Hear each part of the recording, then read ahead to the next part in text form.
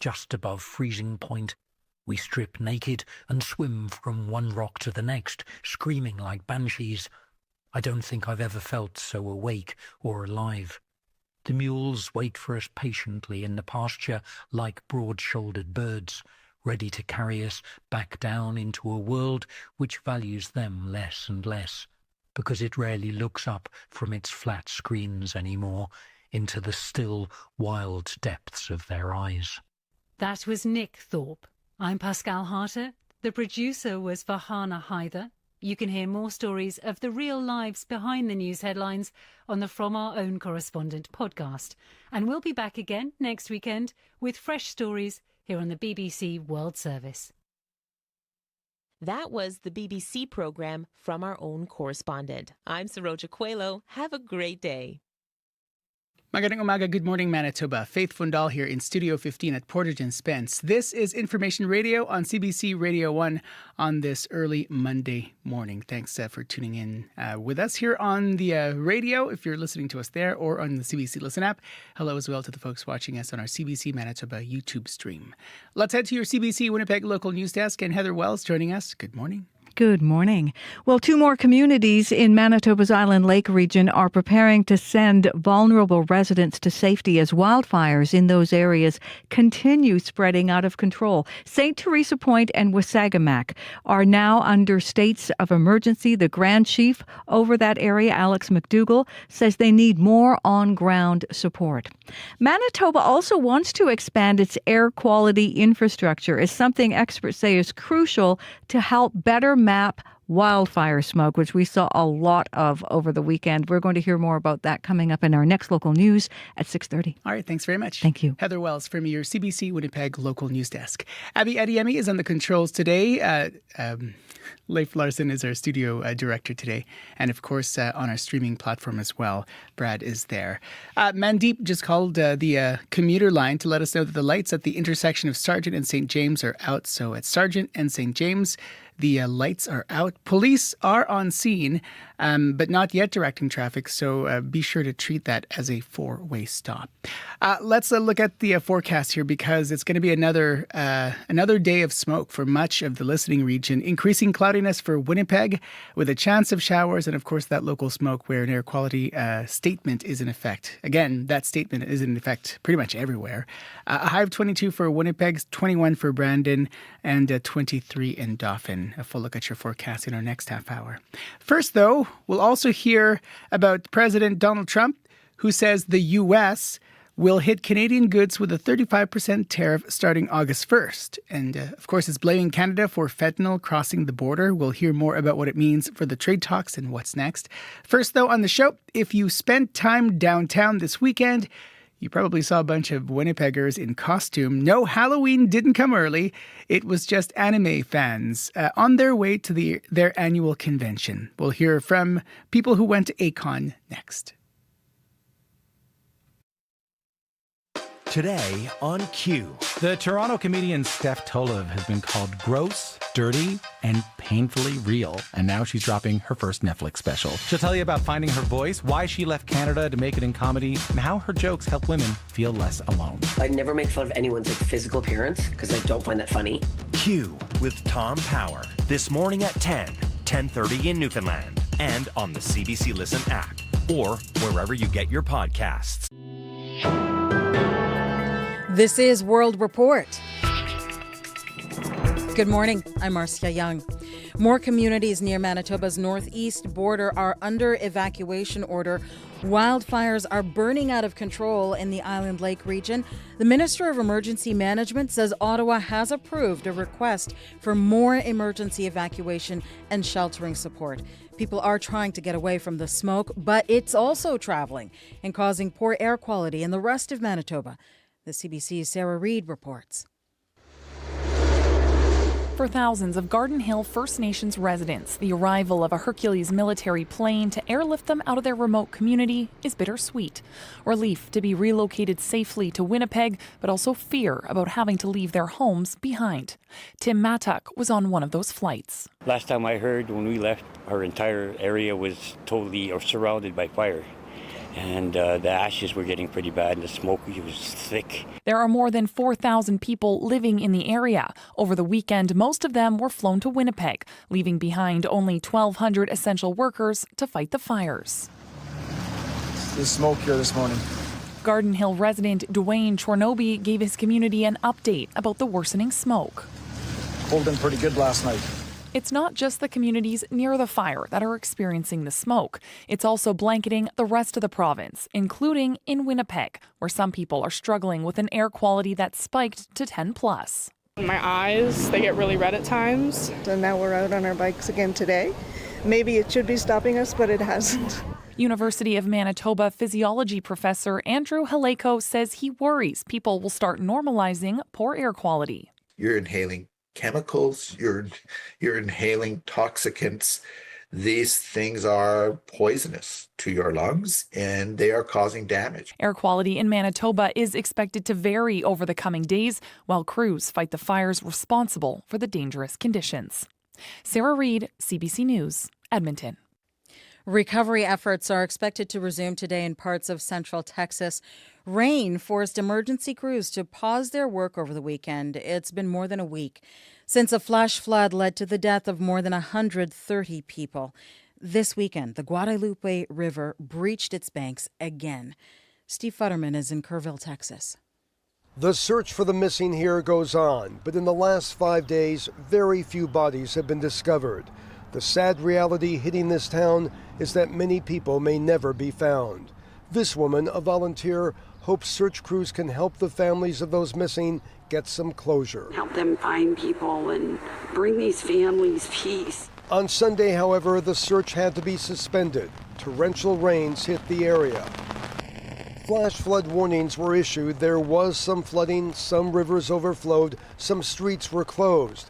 This search crew member had to stop what he was doing. We'll probably end up not being able to do anything today and just try to get back at it in the morning. Many people were not taking any chances. Some of my thoughts were, should we just go back home and get back out of the way? But it seems to have cleared up enough. In the end, there was no massive river surge. Any damage was relatively minor. But with everyone still on edge, the mayor of Kerrville, Joe Herring Jr., is urging residents to seek help. I personally went to get counseling this week, and it helped me. And I think it can help you. Yesterday, at many Sunday church services, the names of the victims and their families were read. The Eastland family, the Stewart family, Gail. Today, there could be some additional rain. Steve Futterman for CBC News, Kerrville, Texas. Rogers family. The relationship between Ukraine and the United States appears to be improving. U.S. President Donald Trump now says he will send Patriot air defense missiles to Ukraine. We will send them Patriots, which they desperately need, because Putin is really surprised a lot of people. He talks nice and then he bombs everybody in the evening. So there's a little bit of a problem there, and I don't like it. Patriot missiles are effective, but they're also expensive. Each one costs more than $4 million. But Ukraine says it needs those defensive capabilities to fend off daily missile and drone attacks from Russia.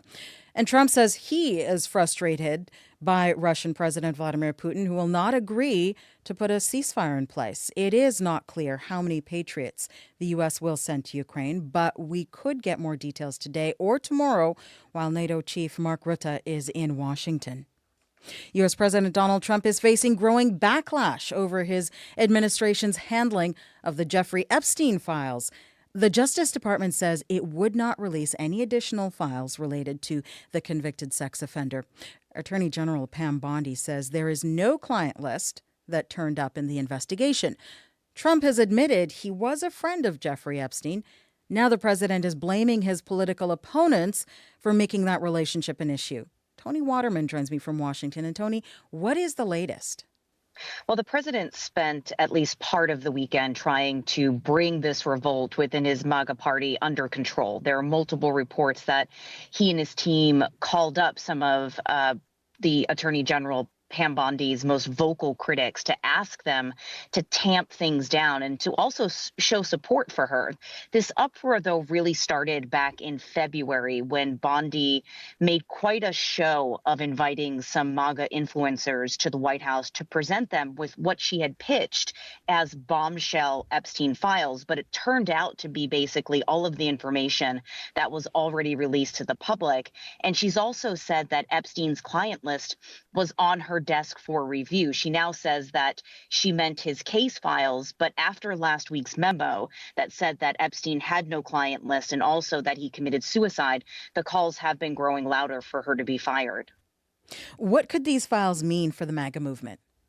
Well, the conspiracy around Epstein, that he has this client list and that he was murdered to keep that list hidden, is quite foundational to the MAGA movement because to them, it is proof of the so-called deep state covering things up to protect powerful people, particularly Democrats. And Trump and many in his administration really leaned into this conspiracy theory, promising to bring all of these, in their view, horrific cover-ups to light. And now these people, the MAGA turned White House officials, are being seen as part of the deep state, willing to cover things up to stay in power. All right. Thank you so much, Tony. Thank you. The CBC's Tony Waterman in Washington. A group of imprisoned democracy protesters is appearing in a Hong Kong court today. A prisoner's van pulls up to the courthouse. The 12 activists inside are part of a national security case. They are appealing their convictions for organizing an unofficial election in 2020. Massive anti-government protests brought the city to a standstill. Dozens of pro-democracy activists were later arrested and charged with conspiracy to commit subversion. Their convictions have drawn international criticism. Many countries, including Canada, have condemned the case as politically motivated and an attempt to silence critics of the Chinese government. If you packed on a few pounds during the pandemic years, you're not alone. New research shows more Canadians are obese, and a lot of weight gain happened during the pandemic. As Jennifer LaGrassa reports, experts are concerned the rise in obesity could cause other health issues. Looking back, I was so not fine. That's Angela Martin. During COVID-19, she worked as a nurse and was going through a separation. All of this, along with the isolation, caused her to gain a lot of weight. And according to new research, she's not alone. We found that the rate of obesity was steadily increasing. Laura Anderson is an associate professor at McMaster University in Ontario. Her research uses body mass index data from 2009 to 2023.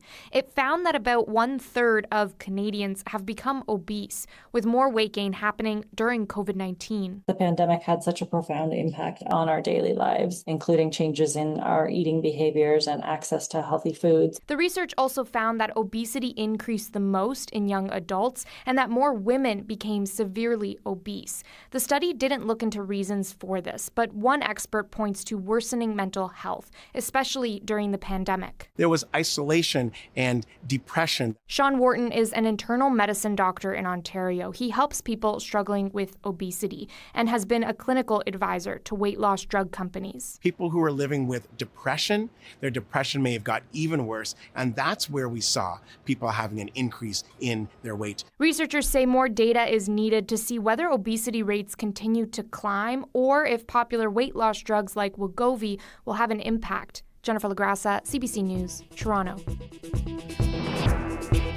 And that is the latest national and international news from World Report. News anytime at cbcnews.ca.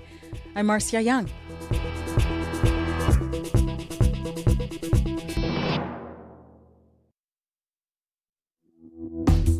Magaling umaga, good morning Manitoba. Faith Fundal here in Studio 15 at Portage and Spence on this very smoky Monday.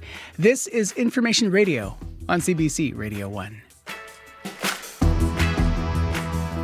Coming up in this hour of the program, are you running air conditioning to keep cool this summer? StatsCan says many of us are. We'll hear from an expert about what that means for our power grids. We've heard stories about that in the past, but we'll continue that conversation. Also, uncertainty is making Canada-US trade talks even tougher. We're going to dig into what is at stake and what this means going forward. First, though, if you spent time downtown this weekend, you might have noticed some Winnipeggers in costume. No, Halloween isn't here early. It was anime fans on their way to their annual convention. We'll hear from some of them about why they attended ACON coming up next. Stay tuned.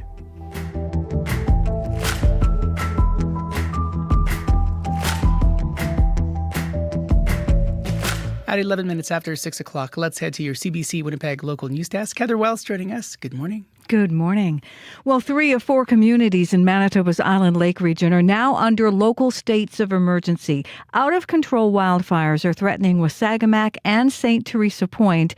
In Wasagamak, a new fire is burning just 16 kilometers away. We'll hear more about what's going on there.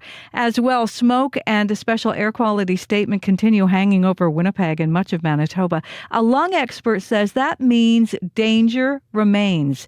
Andrew Haleko teaches at the University of Manitoba's Max Rady College of Medicine. He worries people are becoming desensitized as summer wildfires become more common. He says people still need to limit their time outside to let their lungs recover. We're going to hear from him in our next local news coming up at 6:30. All right, thanks very much. Thank you. Heather Wells from your CBC Winnipeg local news desk. If you're waking up today and perhaps you weren't impacted by that wildfire smoke and you kept doing your things outside, let us know. 204-788-3205, 788-3205. Or perhaps you've made some changes so that you can manage that smoke. We'd also love to hear from you. 204-788-3205.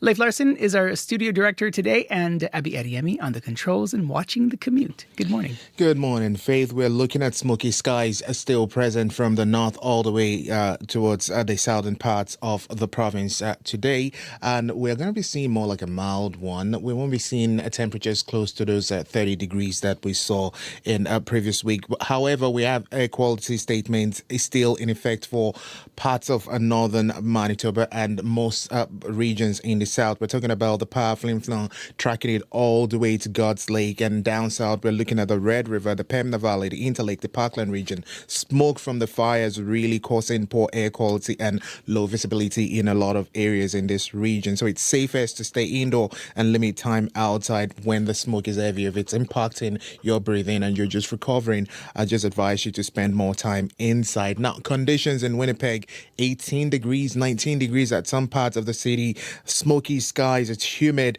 The air quality index, I just spotted it right now. It's around 8, hovering 8 and 9, which means it's a high risk situation. So you need to take care. Clouds will increase through the day with showers sometime late this morning into your lunch break, and that will continue into the afternoon. We'll see temperatures reach near 22 degrees in most of the regions down south today, and we'll see some light south winds. Across the regions, we're seeing 13 to 19 degrees already down south. Highs, as mentioned, near 22 degrees. We'll see showers in most of the regions, while up north, the powerful influence Thompson Churchill, smoky skies, air quality statement still remains in effect, and we're looking at temperatures between 9 and 14 degrees at this time, though the north will be staying mostly cloudy with a drizzle or showers by the midday period. For the province today, it's going to be more like smoky skies, mainly in the south and central parts of the province, and we'll see tracking to the north and warming up to 22 in most of the regions. Right now, Winnipeg, we are at 18 degrees. You see anything in traffic, let us know, 788-3093. We got a call before the news. Mandeep called and said traffic lights at the intersection of Sargent and St. James are actually out. And Mandeep reported that we have the police inside, but they're not directing traffic yet. I'm sure they're already doing that. So you need to treat that intersection as a 4-way stop. You see anything out there, or you want to update us, give us a call, 788-3093.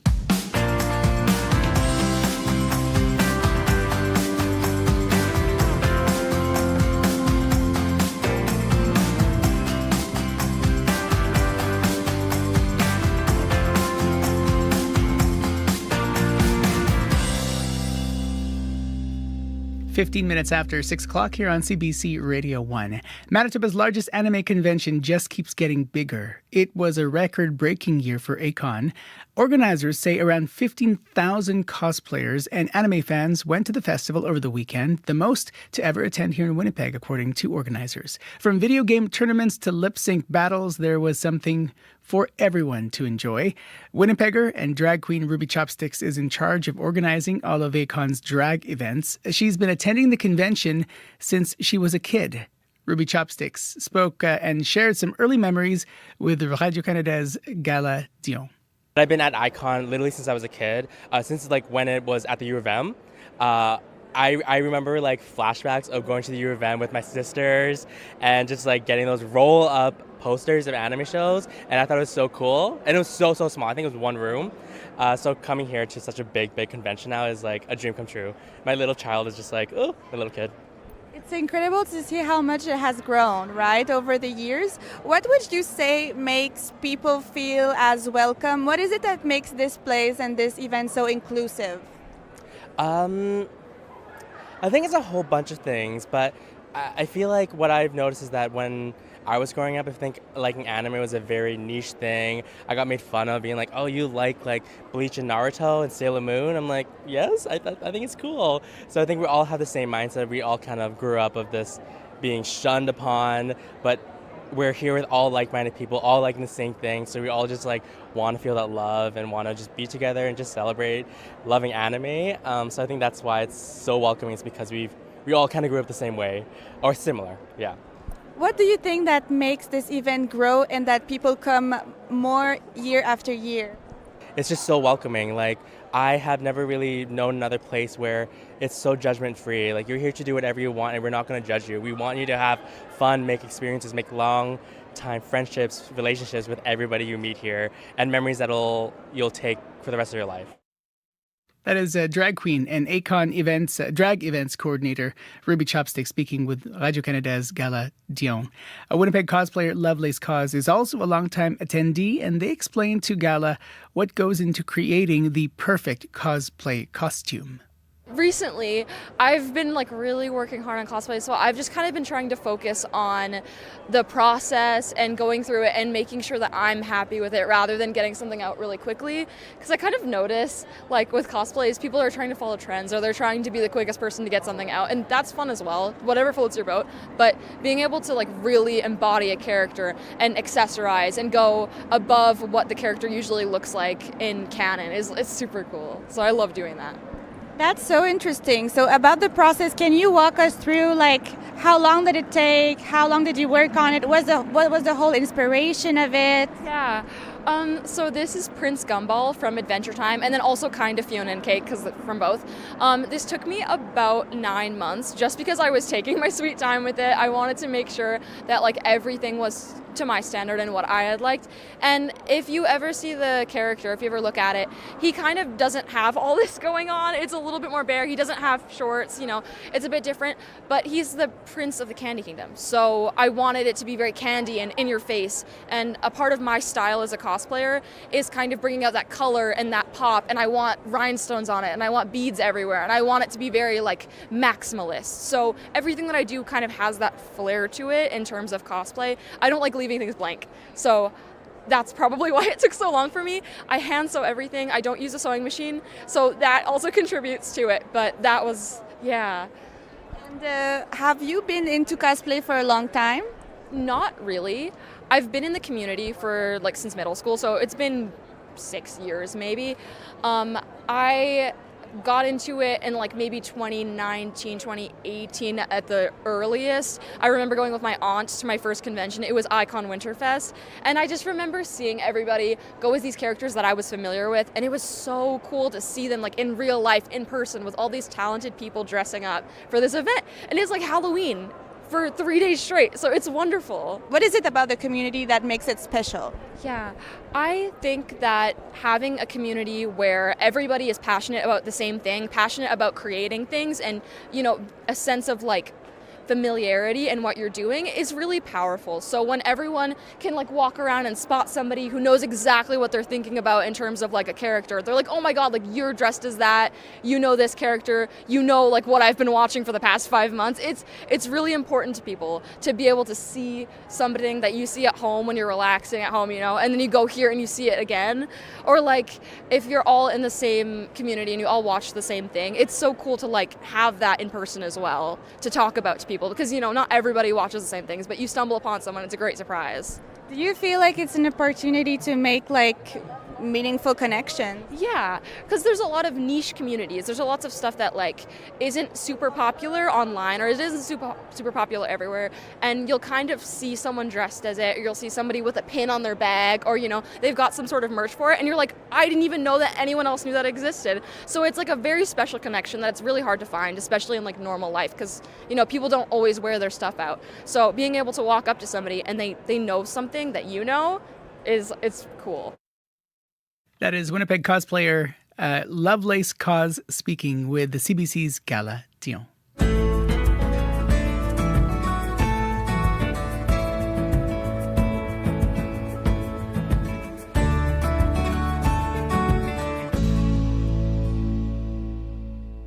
We're at 21 minutes after 6 o'clock here on CBC Radio 1. Magandang umaga, good morning Manitoba. I'm Faith Fundal. U.S. President Donald Trump says he is going to slap new tariffs on Canadian goods starting August 1st. Ottawa working hard to keep the talks afloat before the deadline hits, but it might get harder to negotiate when the rules keep changing overnight. This uncertainty could hit prices and jobs on both sides of the border. Viet Vu is Manager of Economic Research at the DAYS at Toronto Metropolitan University. Joining us from Toronto, Viet, welcome to the program. Hello. Good morning, Faith. There we go. It's good to chat again, even though I'm in St. John's, Newfoundland. Oh, today. you're in St. John's. Okay. Good to chat with you as well. Let's talk about the current trade situation between the U.S. and allies, especially given the recent tariff threats again. Yeah, I mean, it's been devastating, and that's the word I'm going to use, right? Compared to a year ago, we actually have some data on this now. Canadian exports to the U.S. have fallen from $50 billion to $40 billion a month. That's $10 billion less every single month. And this reduction is remarkable to me, considering that the only real tariff in effect at the moment is the steel and aluminum one. So it's the uncertainty that's been hurting. And now, as teams on both sides are negotiating a deal, they also have to deal with the fact that regardless of what Americans promise behind closed doors, Donald Trump can upend all of that with a single tweet, or as he calls it, truth. Right. Those posts on Truth Social have been quite unpredictable. How much of a problem do those messages or those posts have when it comes to reconciling what was said behind closed doors and what's being said publicly? I mean, I think it depends on how much we let it get under our skin, right? The best way that I found to describe the way Trump posts is by saying that he's the boy who cried wolf. It's even worse because he's using these posts to distract critics from other situations. Just last week, all the focus was rightly on the tragic Texan flood and how Trump's cuts directly contributed to that disaster. Now, all of that attention has shifted to focus on tariffs. Canadian negotiators must distinguish between when a real threat is being made and when it's just whining that is meant to disorient us. The unfortunate thing, though, is that all of these disorientation also prevent us from being able to have a real conversation about what our trade strategy is. We should be talking about the digital services tax. We should be talking about supply management, but we can't have an honest conversation about it when we're being shaken down right now. What do you make of the reframe, though? Prime Minister Mark Carney calling it that August 1st deadline. Okay, we just moved up the deadline for talks rather than the threat. What do you make of that reframe? Is it an accurate representation of what's going on? I mean, at the end of the day, all of these deadlines are made up. And my guess is he's angling for the fact that Trump likes this talk of reaching a deal by a certain date. That was the situation that the UK went into when they announced a quote-unquote trade deal that was nothing more than a framework. So I do think some form of agreement will likely be reached by that date, and that's because Trump has tended to back down from his threats last minute, and that's entirely because there's no economic or border security logic to these tariffs, right? It's political. Once Trump achieves his political objectives, where his base believes that he has won the trade war, he will allow some deal to go through. But the key part is, whatever deal that goes through, it won't be a comprehensive deal in any meaningful sense of the word, because those takes a lot longer to negotiate. CUSMA, for example, the last comprehensive deal we had with the United States and Mexico, that took 15 months to negotiate. And so this is not something we can just finish and go home after just a month of talking. And so is a framework good enough? A framework is good enough in the sense that it will stave off that 35% tariffs from coming in August 1st and actually allow the adult in the room to talk and to negotiate and to have the hard conversation and a good faith attempt at renewing CUSMA, which we need to ensure that we have a resilient North American economy. So if no deal is made, I feel like this is the same question we ask each time, but has anything changed about what we can do if no deal is made? Yeah, I mean, we have been able to study some of the effects of all of these trade uncertainty. There is that 20% reduction in Canadian exports to the US I talked about at the beginning. If there is no deal, that's likely going to get worse. But the more interesting part is that we have seen the impact on other macroeconomic variables, things like inflation, things like growth and unemployment, instead of it being sort of a one-off cliff dive, has been trickling in. It's been gradually seeping its way through the Canadian economy, and all of these uncertainty doesn't help. Not to also talk about the knock-on effect from the Mexican and European tariff that also has that August 1st deadline. And so it's worth stressing though, right, that all of this is not just bad for Canadians, it's also bad for Americans. This act of economic self-immolation will hurt Americans just as much as it hurts us. If you were in the room with any of the economic decision makers, let's use that framing, what would you say if you were one of the advisors at the table? I would say there are two particular things that Mark Carney and his team need to think about. There's a political perspective where the Prime Minister and his team needs to gain Canadians' trust to take the necessary actions, especially because it's a new government. And on that front, I think they have been able to do a good job at it. And then the second frame you think about it is a fiscal frame. It's about ensuring that we have sufficient fiscal room available to respond to any emerging threat and disruptions. And that will mean, especially given the other lofty defense spending commitments that Mark Carney has made, aggressive cuts in government spending, at least in a short run, which will have costs in terms of service delivery, in terms of programs that are being offered by the government. And those are tough conversations. Ultimately, though, we need to be clear-minded about calling their bluffs without capitulating to their demands. This is as much a war of information of politics as it is about economics, and you have to fight it that way as well. Viet, thanks for coming on the show today early, and take good care. Thanks, Faith. Viet Vu is manager of economic research at Toronto Metropolitan University. We reached him in St. John's. Breaking tonight. Every day. The tariffs are very good. They're very powerful. Canadians are always ready when someone else drops the gloves. We bring context to chaos. What are the consequences of this action? We must retaliate. In our own backyard. Come on! Plane crash! And beyond our borders. It's the scene of an airstrike. You're gambling with World War III. Negotiations are ongoing. From the source you can trust. It's time to dig deeper into the story. The National, Canada's newscast. Tonight on CBC. Find out today. That's the power of having the news in your hand. Get late-breaking news from reporters across the country, straight to your mobile device. Customize your experience with news from your region and what matters to you.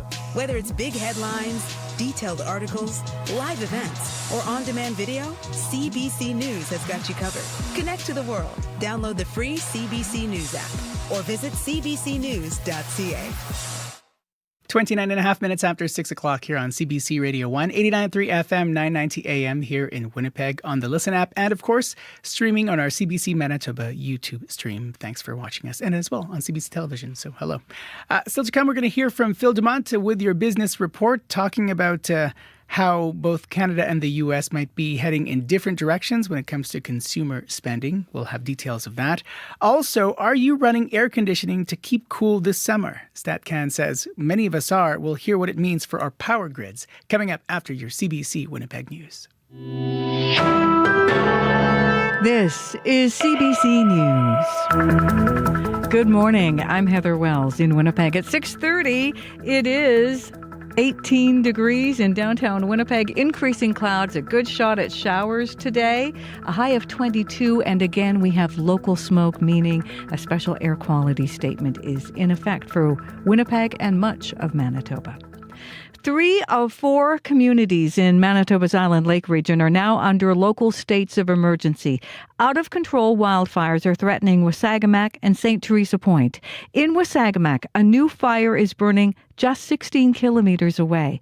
Chief Walter Harper says they are in talks with the province and Red Cross to start evacuating the community. McDougall says about 500 vulnerable residents from St. Teresa Point and Wasagamak are expected to be airlifted out today. Most vulnerable people with asthma and stuff, elderly, children, and those are on our priority one list. So those ones we're focusing on. Those ones that's the ones we're going to send out right away. While Harper hopes for rain, he says it won't be enough to help control the flames. Some 2,300 people live in Wasagamak. Now, the province says wildfire evacuees from Garden Hill First Nation will continue to stay in shelters until hotel rooms can be found. More than 1,000 people were staying in evacuation centres over the weekend. Timothy Mentuck and his family have been at the Axworthy Centre at the University of Winnipeg since Thursday. He is staying optimistic but worries about his home of 30 years. Should hopefully be fine. Last time I heard, when we left, our entire area was totally surrounded by fire, and the ashes were getting pretty bad, and the smoke was thick. You could barely see across the road. That's how thick it was. The Canadian Armed Forces airlifted more than 1,000 people from the Island Lake region yesterday. Now, much of that thick wildfire smoke that hung over Winnipeg this weekend has cleared, but a lung expert says the danger remains. The air quality index maxed out at 10 plus for the past few days. That means everyone, vulnerable or not to air pollution, should stay inside.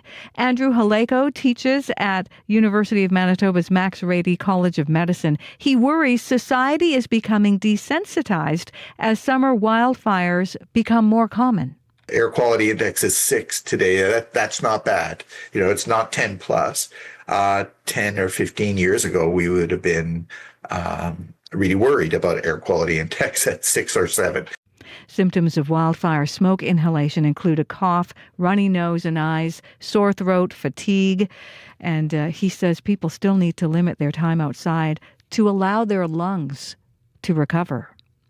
Manitoba, meanwhile, wants to expand its air quality infrastructure. It is something experts say is crucial to better map wildfire smoke. CBC Santiago Arias Orojo explains. Wildfires have polluted the Manitoba air this summer, but technology to measure all that smoke is lacking. Christopher Pasco is a professor at the U of M. Northern Manitoba and the province is such a large swath of area that you could have no air quality advisory in place because your air monitoring station influence law said there's no air quality advisory. The province operates 4 air quality monitoring stations, and dozens of sensors have been installed by communities, mostly in the south. Environment Canada needs them to forecast air quality. Meteorologist Cradford Luke. It would obviously be very beneficial as well if we got more of these stations. The province is considering expanding its air monitoring infrastructure. UBC professor Sarah Henderson says that would better assess smoke's health effects. Communicate with Canadians better about their long-term exposures. Something important as we move into what could be a smokier future. Santiago Arias Orozco, CBC News, Winnipeg. An apparent American about-face on weapons for Ukraine. 2 weeks after Washington paused some arms deliveries, Donald Trump says the U.S. will send Patriot air defense systems to Ukraine, calling them necessary for their defense. Trump has been hinting he will make a big announcement about Russia today. You can hear the latest national and international news coming up on World Report at 7. Accessibility Minister Nahanni Fontaine says she will take deaf culture training after making comments about a sign language interpreter at an event last month. Fontaine posted an apology video to her Instagram account last night. Standing next to an ASL interpreter, she says she has been listening to the deaf and hard of hearing community and will be making changes. My team and I will undergo deaf and deaf culture training to deepen our understanding, confront gaps, and ensure our actions reflect true respect and inclusion, not just intention. Fontaine says the government is hiring an ASL interpreter to work across all departments. She will also add a deaf matriarch to her Matriarch Circle advisory group. She says changes will be coming to the Provincial Accessibility Act next spring. You can find the latest news updated throughout the day. All you have to do is head to cbc.ca/Manitoba. All right, thanks very much. Thank you. Heather Wells from your CBC Winnipeg Local News Desk. Magandang umaga, good morning Manitoba. Faith Fundal here in Studio 15 at Porterton Spence. This is Information Radio on CBC Radio 1. Hello to the folks watching us on CBC Television and streaming us on our CBC Manitoba YouTube stream as well. Leif Larson is our studio director today. Abby Adiemi on the controls and also following all of that smoke and the weather conditions, also the commute. Yes, I can tell you, my friend, smoky skies, showers and changing conditions. That's what we will be getting today. Remember that air quality statement still in effect for much of the province, talking about tracking it from the south, Winnipeg and surrounding areas all the way down to the U.S. border. And then we're looking at it from the Power Flin Flon nearby areas. Also smoke in the air, reducing visibility and increasing the health risk, especially for people with breathing issues. So you need to take care outside. I see the air quality index around 8 today, which is also in that range of high risk. So outdoor activities should be limited when possible. For Winnipeg right now, that smoke is still out there. It's a humid morning. Temperatures around 18, 19 degrees at some spots. Cloud cover will increase and we'll see showers sometime late this morning into the afternoon period. The winds will be coming light from the south and then will cool off to about 15 later tonight. Similar conditions we're seeing in the Pembina Valley region this morning. Morden, Winkler, Alton and Morris. Right now 18 degrees. Smoky skies. Also air quality statements in place. We'll see temperatures warm up close to 22 degrees in that part of the province. For the Westman region, we're looking at 13 degrees right now in Brandon and surrounding areas. Today we'll be bringing increasing clouds, some morning showers and more rain expected late in the afternoon period. Local smoke will move in and we'll see the winds coming from the northwest. Highs for Brandon will be around 21. For Dauphin and the rest of the Parkland region, we're looking at temperatures around 13 degrees this morning. Sunny already there, but smoke in the air. We have that air quality statement in place also for the region. Some clouds will build and there's a chance of showers later in the afternoon. Winds coming from the northeast. We'll see highs around 23. Gimli, good morning. You are at 13 this morning. Smoky skies also there with the warnings in effect. You're warming up to 22 degrees today. The Power Flin Flon nearby areas, Faith, we're looking at 14 degrees. Smoky skies there this morning. We saw some drizzle earlier. That should taper off. Then it will be followed by cloudy conditions.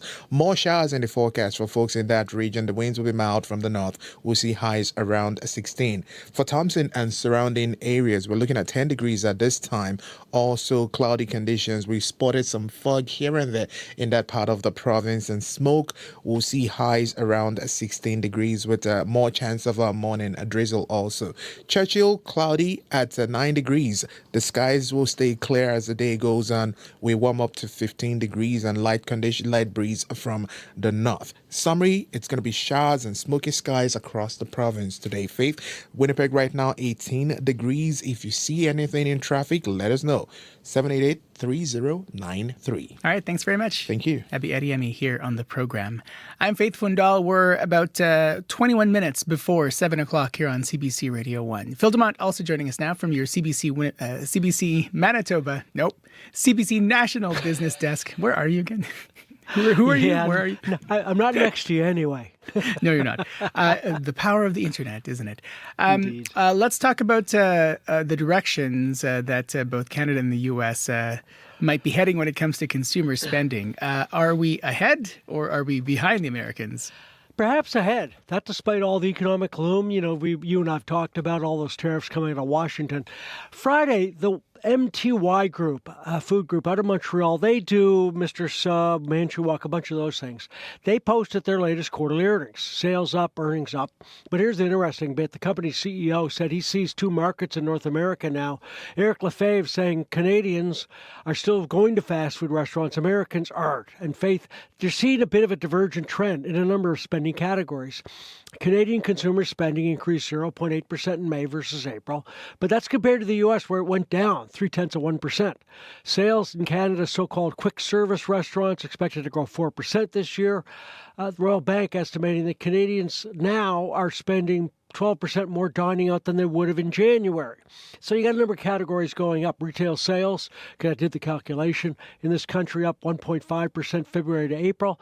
May might not be so good. Statistics Canada estimates our retail sales fell 1.1% in the month, but that would basically be in line with American retail spending for the same month, down 0.9%. In the U.S., the Conference Board says consumer sentiment fell May to June. Up here, consumers last month a little more confident in the economy. So it's not going up like the arrow's not going to the moon, but when the other arrow's going down, you look great if you just keep your head above the water. And for some people who might look great in jeans, don't look at me because I have, I think, one pair that I sometimes wear. Piers said that's the sector that is doing surprisingly well. How is Levi's doing? Yeah, second quarter numbers blew everybody away. Sales up 6%, earnings per share almost double what analysts thought. Even better, from a macro point of view, Levi says it sees sales up to 1 to 2% this year. Might not sound stunning, but analysts were talking about a decline in sales, so the arrow's going the right way. One plus, more people wearing everything denim.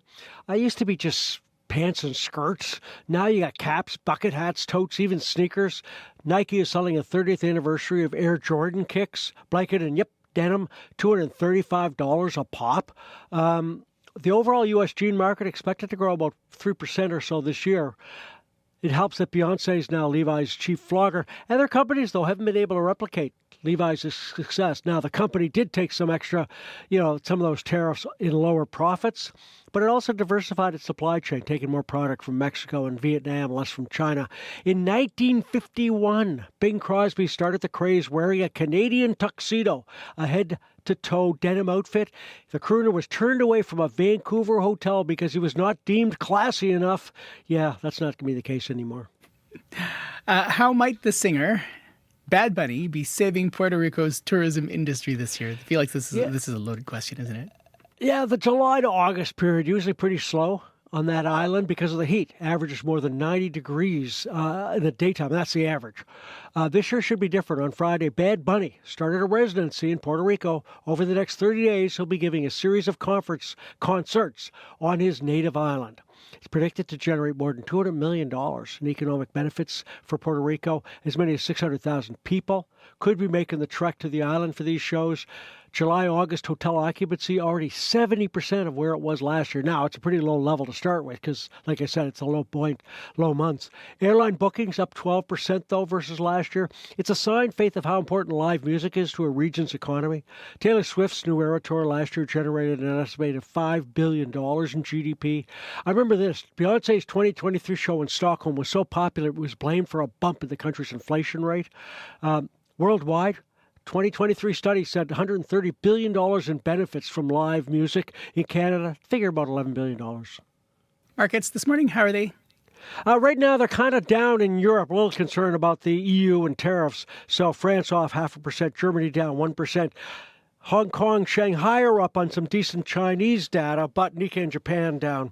Oil up 91 cents, $69.36 a barrel. Gold's up $16, $3,380 U.S. an ounce of the Canadian dollar. Up slightly, trading at 73.13 cents U.S. All right, thanks very much. Thanks, Faith. It's Phil Dumont at your CBC National Business Desk. Well, Conservative leader Pierre Poilievre joined CBC's The House on Friday for his first national interview with CBC since becoming party leader 3 years ago. He and host Catherine Cullen talked about the issue dominating conversations on Parliament Hill, trade and tariffs. Take a listen. You have obviously seen these latest threats from Donald Trump. What, if anything, should Canada do differently in response? Well, we've called on the Prime Minister and the government to allow the International Trade Committee to reconvene right now to have emergency hearings this will be a chance for all parties to work together on a plan to get back to the table, get a deal done that will end the tariffs, allow Canadians unfettered access again to the American market, get rid of the softwood tariffs, the Buy America rules, the tariffs that have since come in under President Trump, and to as well provide the Americans assurance that we're going to rebuild our military in order to do our part in continental security.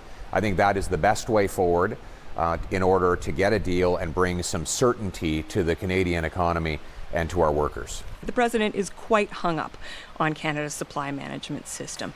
If that is ultimately where the deal hinges, if that's what's standing in the way of a deal, do you believe that Canada should be willing to give a little bit to allow Americans to sell more of their products here? Well, what I would say to to our American friends is, are you willing to get rid of the tens, if not hundreds of billions of dollars of farm subsidies that the American taxpayer gives producers on their side of the border, and that ultimately present a disadvantage to our farmers? You know, our farmers have to compete with massive multi-billion-dollar subsidies on the American side that we don't get here. And so I do find it passing strange that the U.S. government would say that our farmers are somehow getting an unfair advantage. I don't think we should be making, you know, these kinds of proactive, unilateral concessions because that's not how you do a negotiation. But is there any wiggle room is what I want to understand from your point of view, because it's a very politically charged issue in Canada.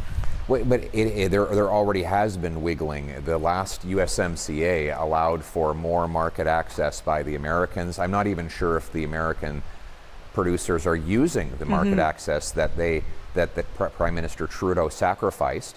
There's also been new penalties on Canadian exports of dairy in the prior USMCA. So I think that Canada has made, the Liberal government has made big concessions on this already. And the problem is they're not getting anything in return.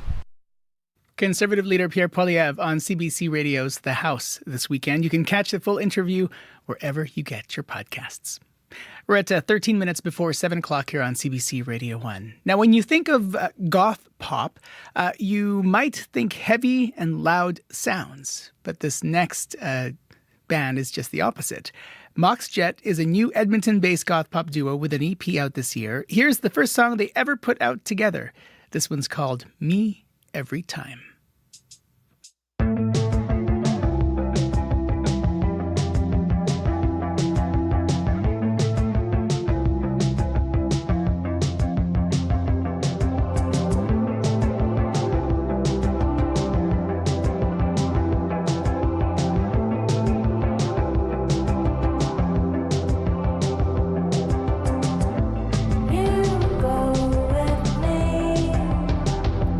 Every time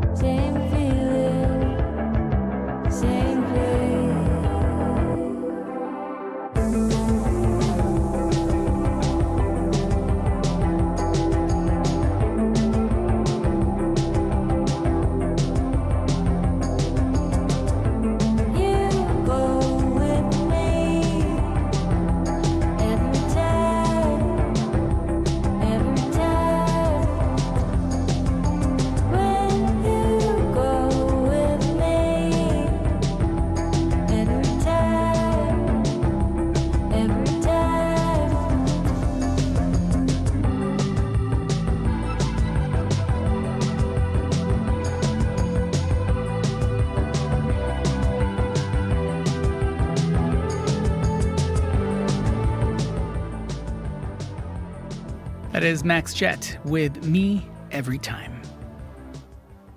It's an honor to have you at the White House. The stories that matter. The opportunity is in the partnership. As they happen. There are some places that are never for sale. And what they mean to you. But never say never. Never say never. For news you can trust, stay with CBC News. 10 minutes before 7 o'clock here on CBC Radio 1. We are expecting increasing cloudiness today. High of 22 degrees, but that local smoke will stick around. So as you can see there, as the sun tries to come out, do take good care if you have heart or lung issues, because special air quality statements are in effect for much of the listening region. So that wildfire smoke might impact you. So just to listen to your body would be the thing here.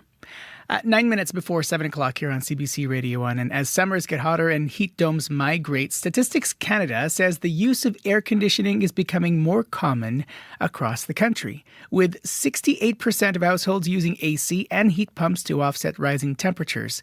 But it is a bit of a catch-22. More air conditioning means more power use and more emissions, which of course drives increased climate change. Caroline Metz is Managing Director of Climate Resilience and Health at the Intact Centre on Climate Adaptation, joining us from Waterloo, Ontario. Caroline, welcome to the program. Hello. Hi, thanks for having me. Let's talk about this data from StatCan here. What do you think it tells us about the country's changing summer climate? Well, we're seeing an increase in use from 64% about 4 years ago up to 68% of households now using AC. It's a clear signal that our climate in Canada is warming and our summer weather is shifting to hotter and more intense conditions. Extreme heat, what we thought of as a kind of a once in a while thing, we are having longer, hotter, more frequent heat waves now in the summer, and it's going to continue like this for decades, even centuries to come. And all of this drives greater demand for cooling our homes, even in regions that historically didn't need cooling before.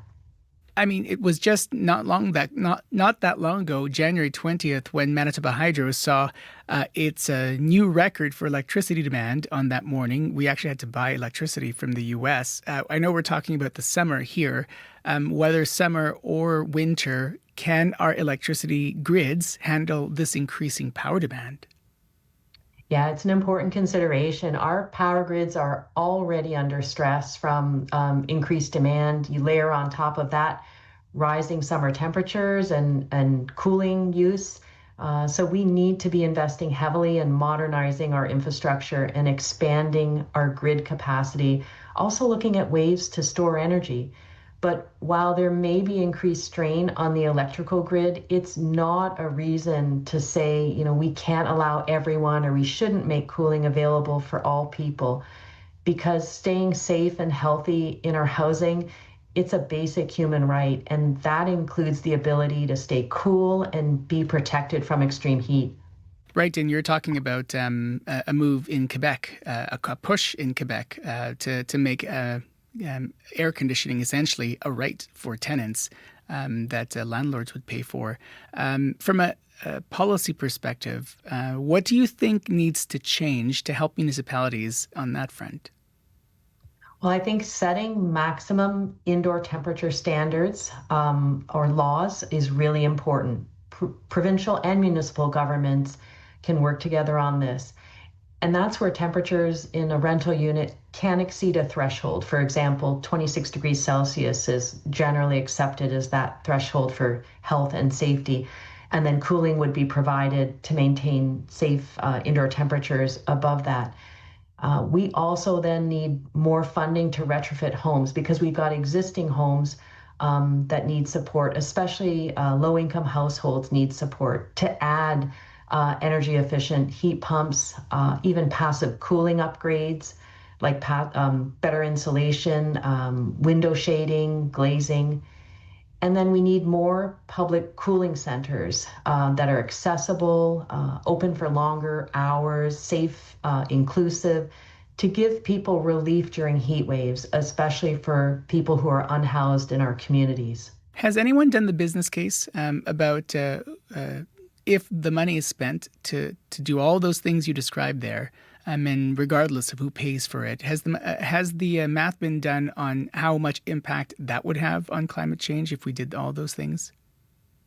I haven't seen anything, but it is known that when we use air conditioning, it does pump hot air out into our public spaces. So we're heating up the environment and contributing incrementally to climate change, which is the opposite of what we want to be doing. But if you think about it, we heat our homes in the winter with fossil fuels. That also contributes to climate change. In the summer months, though, we do absolutely need cooling, and especially for people who are more vulnerable to heat. It can be a matter of life and death. So I think using energy in that way, keeping people safe, protected in their homes, that's really a worthwhile use of energy. Caroline, thank you for making space and time today, and we'll talk again soon. Take good care. Thanks very much for having me. Caroline Metz is a Managing Director of Climate Resilience and Health at the Intact Centre on Climate Adaptation. We reached her by Zoom in Waterloo, Ontario. We're at 4 minutes before 7 o'clock here on CBC Radio 1. I'm Faith Fundal. Let's head to your CBC Winnipeg local news desk. Heather Wells standing by with a look at news headlines. She'll be back in a moment here. Something that we've been talking about as well is the new round of evacuations and what it might mean for Manitobans, or what it might mean for the people, the evacuees. But also, there is a context for Manitobans as well, the other folks who have not been part of those evacuations. Help is needed. We'll hear more from the Red River Métis Community Resource Department about what that kind of help is needed, what you are being asked to do. Stay tuned for that conversation in our next half hour of the program. Over now to your CBC Winnipeg local news desk. Heather Wells joining us. Good morning. Good morning. Yes, and 2 more communities in Manitoba's Island Lake region are getting set to send vulnerable residents to safety as wildfires in that area continue spreading out of control. St. Teresa Point and Wasagamak are now under states of emergency. Alex McDougall, the Grand Chief of the area, oversees all 4 nations in Island Lake and says they need more on-the-ground support. Manitoba wants to revamp its air quality monitoring infrastructure. We had issues all weekend and even before the weekend with air quality. Manitoba has 4 stations. Environment Canada uses those to forecast air quality. The federal agency also uses privately owned sensors to measure pollution. But combined, there are only about 10 monitors in the north where the wildfire smoke is forcing those evacuations. So we'll hear more about that in our next local news coming up at 7:30. All right. Thanks very much. You. That's Heather Wells. That's the word I'm looking for. Sorry, Heather. You're listening to Information Radio on CBC Radio 1, 89.3 FM, 990 AM, and everywhere on the CBC Listen app. I'm Faith Fundal in for Marcy Marcusa. Goodbye to the folks watching us on CBC Television, but of course you can continue watching on our CBC Manitoba YouTube stream. Also coming up in our next half hour, it seems Canadian cities are starting to review its speed limits with Vancouver, reducing speeds to 30 kilometers an hour in 25 residential areas. A group of local drivers says it hopes this will encourage the city of Winnipeg to do the same. Stay tuned for that and more coming up next here on Information Radio on CBC Radio 1, 89.3 FM, 990 AM, and everywhere on the CBC Listen app. Stay tuned. The World this hour. Nope. World Report. Gosh, it's Monday, isn't it? World Report is standing by.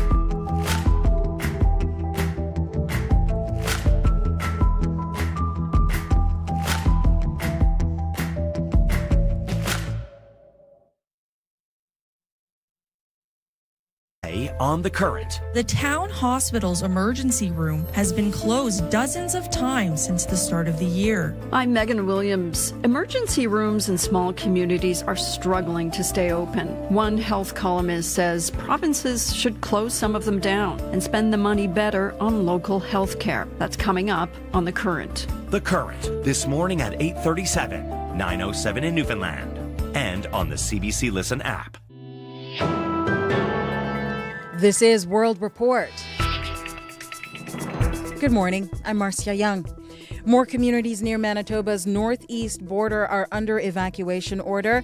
Wildfires are burning out of control in the Island Lake region. The Minister of Emergency Management says Ottawa has approved a request for more emergency evacuation and sheltering support. People are trying to get away from the smoke, but it's also traveling and causing poor air quality in the rest of Manitoba. The CBC's Sarah Reid reports. For thousands of Garden Hill First Nations residents, the arrival of a Hercules military plane to airlift them out of their remote community is bittersweet. Relief to be relocated safely to Winnipeg, but also fear about having to leave their homes behind. Tim Mattuck was on one of those flights. Last time I heard, when we left, our entire area was totally surrounded by fire. And the ashes were getting pretty bad, and the smoke was thick. There are more than 4,000 people living in the area. Over the weekend, most of them were flown to Winnipeg, leaving behind only 1,200 essential workers to fight the fires. There's smoke here this morning. Garden Hill resident Dwayne Chornoby gave his community an update about the worsening smoke. Holding pretty good last night. It's not just the communities near the fire that are experiencing the smoke. It's also blanketing the rest of the province, including in Winnipeg, where some people are struggling with an air quality that spiked to 10 plus. My eyes, they get really red at times. And now we're out on our bikes again today. Maybe it should be stopping us, but it hasn't. University of Manitoba physiology professor Andrew Haleko says he worries people will start normalizing poor air quality. You're inhaling chemicals, you're inhaling toxicants. These things are poisonous to your lungs and they are causing damage. Air quality in Manitoba is expected to vary over the coming days while crews fight the fires responsible for the dangerous conditions. Sarah Reid, CBC News, Edmonton. U.S. President Donald Trump is shifting his tone on the war in Ukraine. He says Ukraine needs the sophisticated and expensive Patriot air defense missiles to defend against Russian attacks, and the U.S. will provide them. Anna Cunningham has more.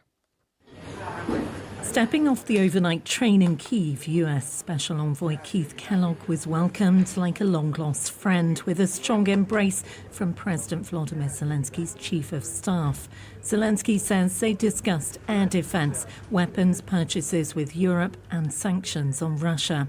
President Donald Trump appears to have grown increasingly frustrated with his Russian counterpart Vladimir Putin as he seeks to bring an end to this 3-year war. He talks nice and then he bombs everybody in the evening. So there's a little bit of a problem there. Trump says the U.S. will send Patriot air defense missiles to Ukraine, but he says the U.S. will not be funding the weapons supply. The European Union is paying for it. We're not paying anything for it.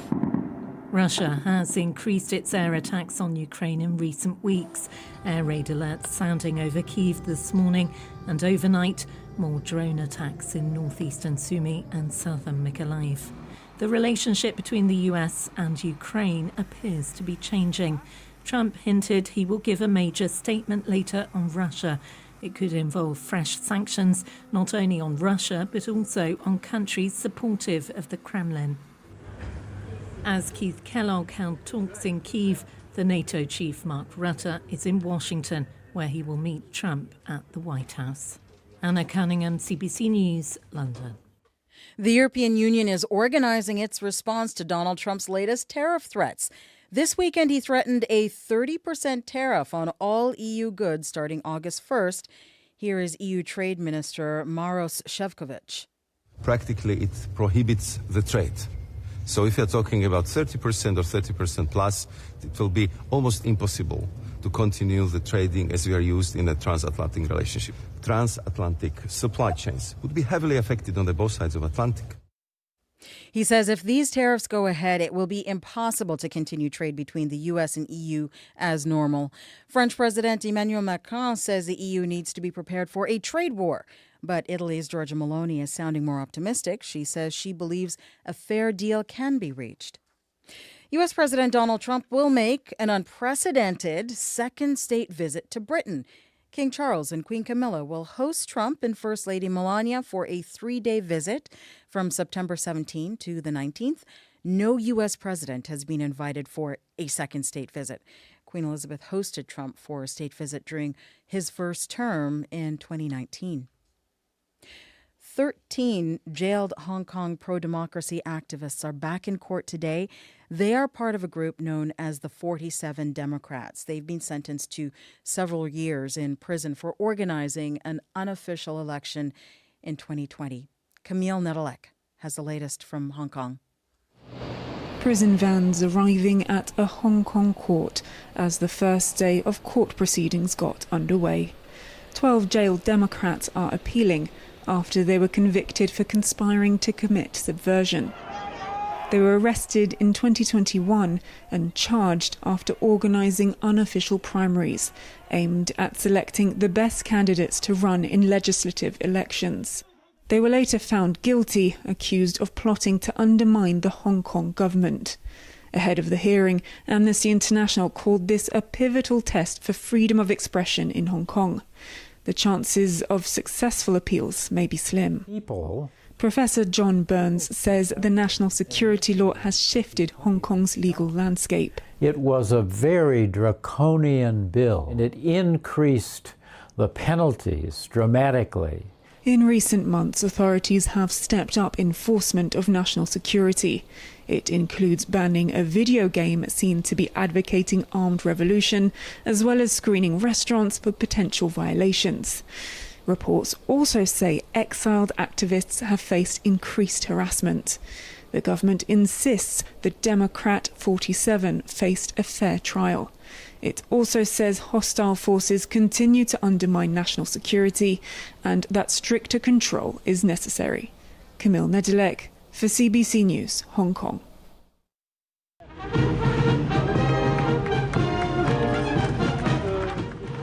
France is celebrating its biggest holiday, Bastille Day. Horses, tanks, and thousands of people are marching along the Champs-Élysées.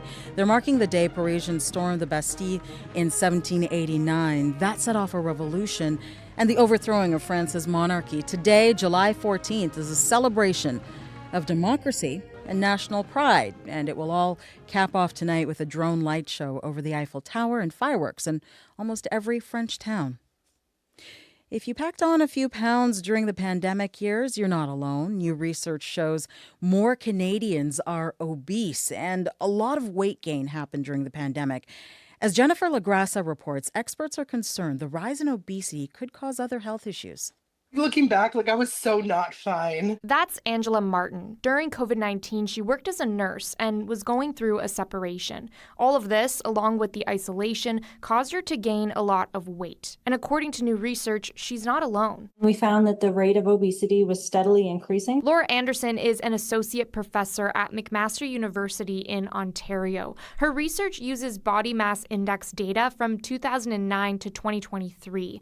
It found that about 1/3 of Canadians have become obese, with more weight gain happening during COVID-19. The pandemic had such a profound impact on our daily lives, including changes in our eating behaviors and access to healthy foods. The research also found that obesity increased the most in young adults and that more women became severely obese. The study didn't look into reasons for this, but one expert points to worsening mental health, especially during the pandemic. There was isolation and depression. Sean Wharton is an internal medicine doctor in Ontario. He helps people struggling with obesity and has been a clinical advisor to weight loss drug companies. People who are living with depression, their depression may have got even worse, and that's where we saw people having an increase in their weight. Researchers say more data is needed to see whether obesity rates continue to climb or if popular weight loss drugs like Wegovy will have an impact. Jennifer Lagrassa, CBC News, Toronto.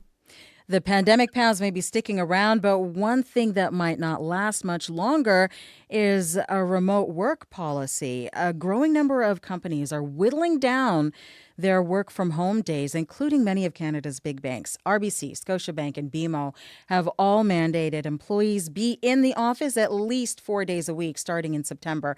And 83% of Canadian CEOs say they expect everyone to be back in the office full-time within 3 years. That is the latest national and international news from World Report. I'm Marcia Young.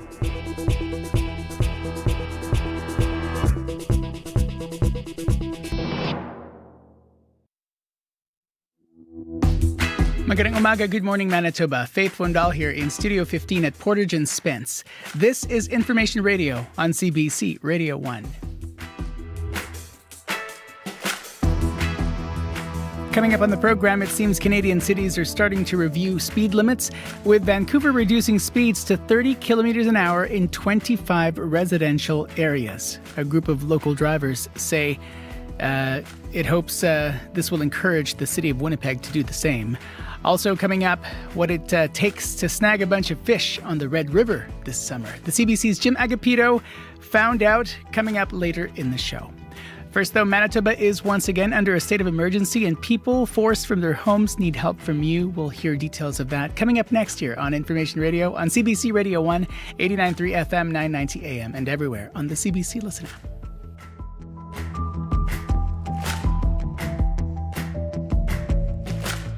First, though, let's head to your CBC Winnipeg local news desk, and Heather Wells joining us now. Good morning. Good morning.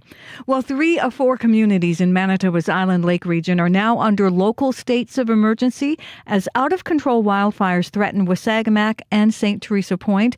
In Wasagamacq, a new fire is burning just 16 kilometers away. Chief Walter Harper says they are in talks with the province and Red Cross to start evacuating the community. Smoke and a special air quality statement continue hanging over Winnipeg and much of the province, in fact. A lung expert says that means danger remains. Andrew Haleko teaches at the University of Manitoba's Max Rady College of Medicine. He worries society is becoming desensitized to summer wildfires as they become more common. And he says people need to limit their time outside to allow their lungs to recover. We'll hear more from him coming up at 7:30. All right, thanks very much. Thank you. Heather Wells from your CBC Winnipeg local news desk.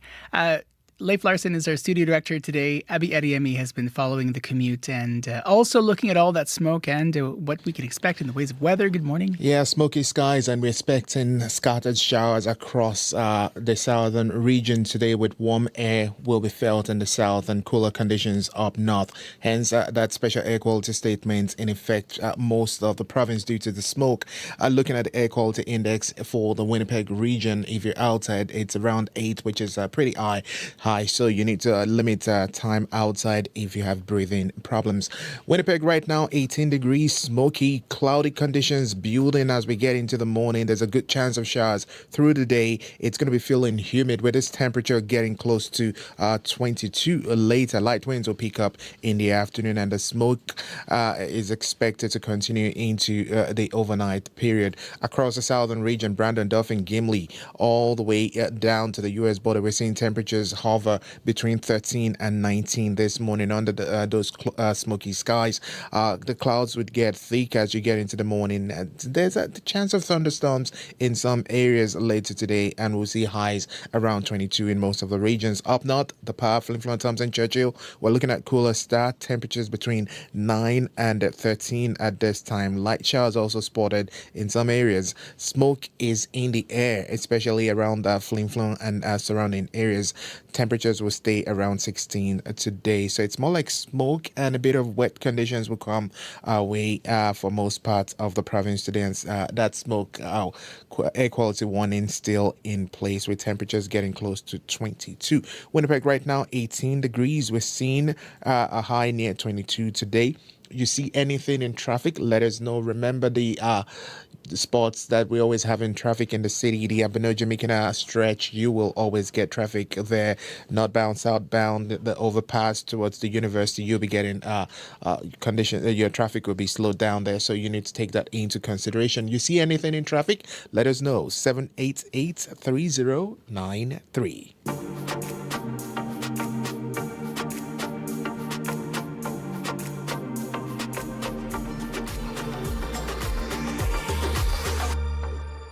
Coming up to 15 minutes after 7 o'clock here on CBC Radio 1.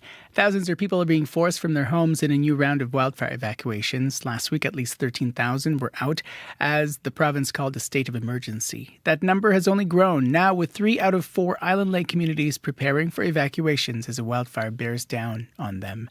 People leaving are only allowed to take bare essentials, which means there's a lot of need once they get to safety. The Manitoba Métis Federation is one of the organizations taking on the task of making sure people have what they need.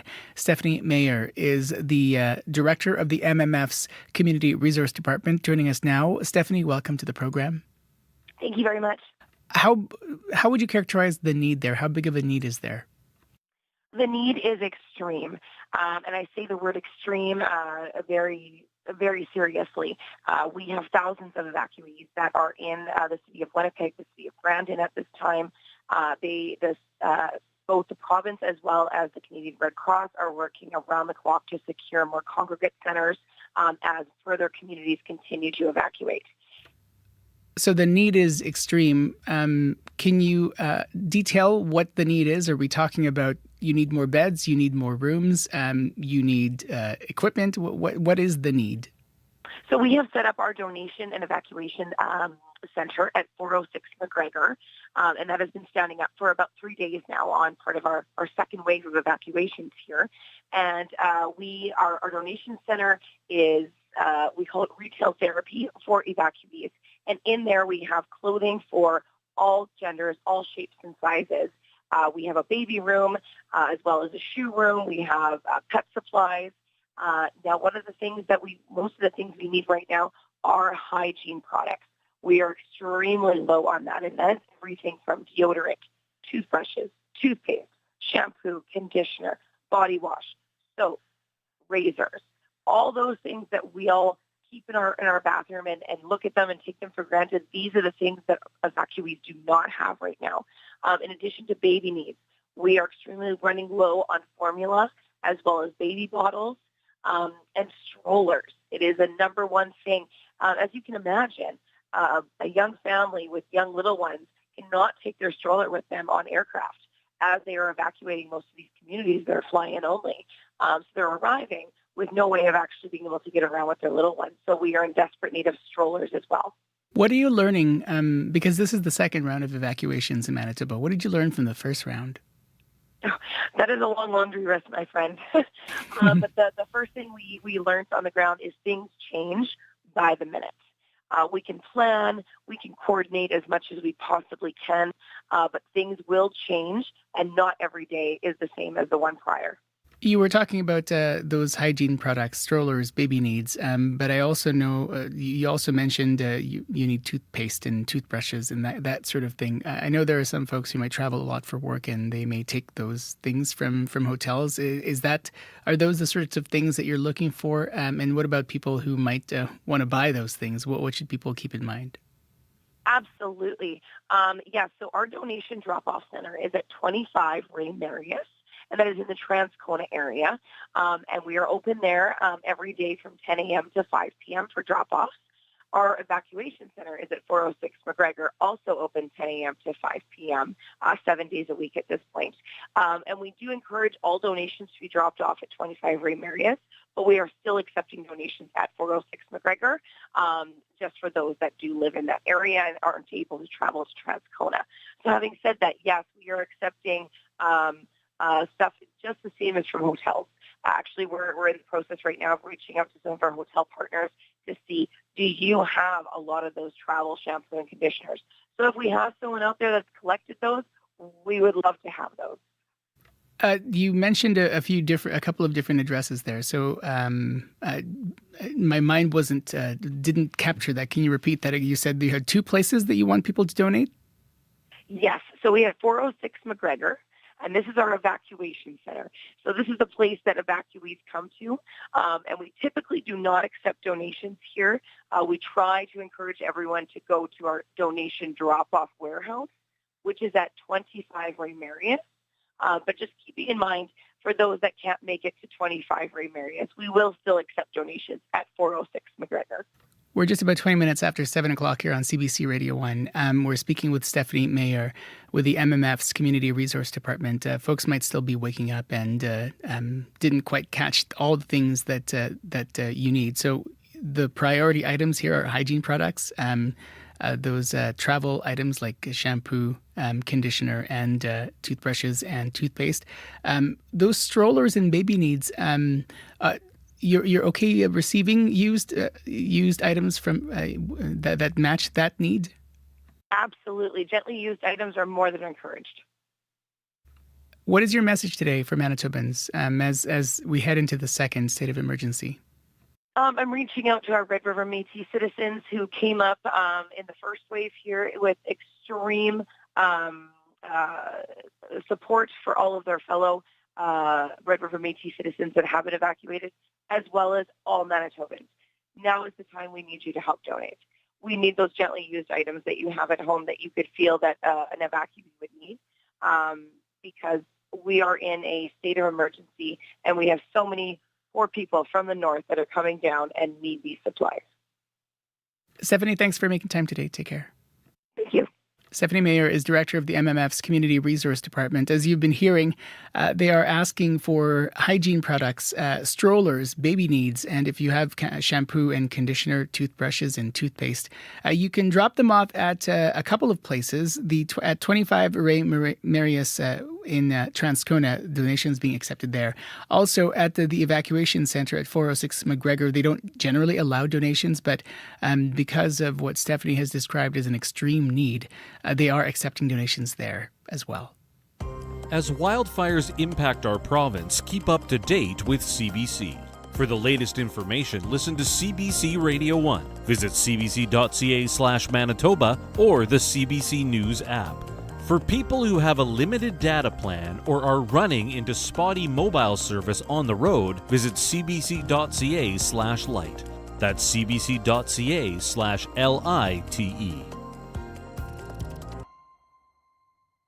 Coming up to 22 minutes after 7 o'clock here on CBC Radio 1, 89.3 FM, 990 AM, and everywhere on the CBC Listen app. A new song now from Calgary alt-country artist Mariel Buckley. It's all about the in-between parts of our lives. This one's called Vending Machines.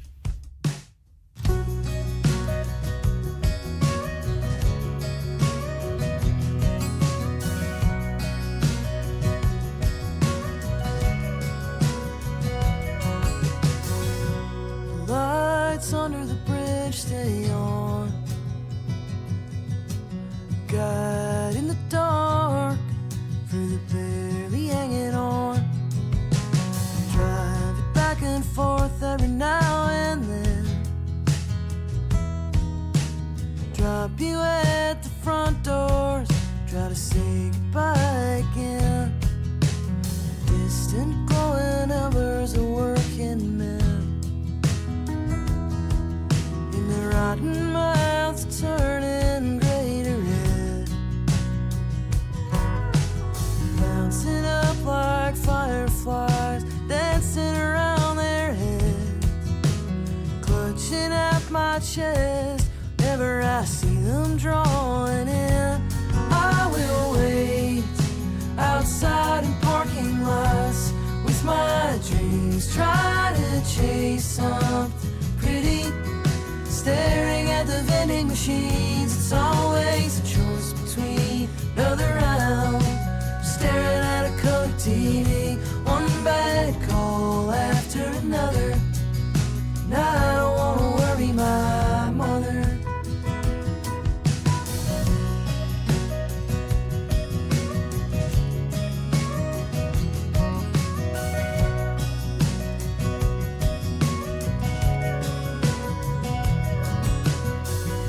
Started out slow, couple years of training. Couldn't hold the hammer yet, boys said I was entertaining. Lately I don't find I've got the feeling to improve. Now that I got nobody to take my check home to, so I wait outside in parking lots. My dreams, try to chase something pretty. Staring at the vending machines, it's always a choice between another round. Staring at a colored TV, one bad call after another. And I don't want to worry my mother.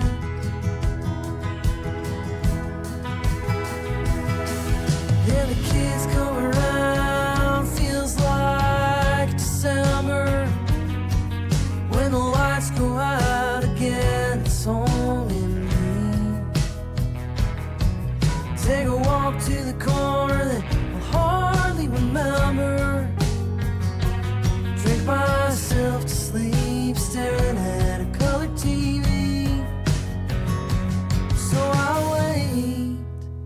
outside in parking lots with my dreams, try to chase songs pretty, staring at the vending machines. Always Out of Calgary, that's Muriel Buckley with Vending Machine.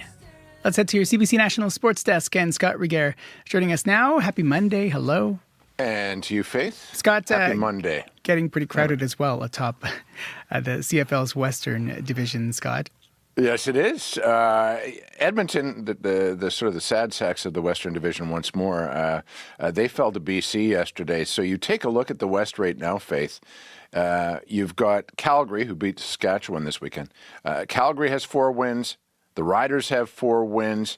BC, after winning yesterday, has 3.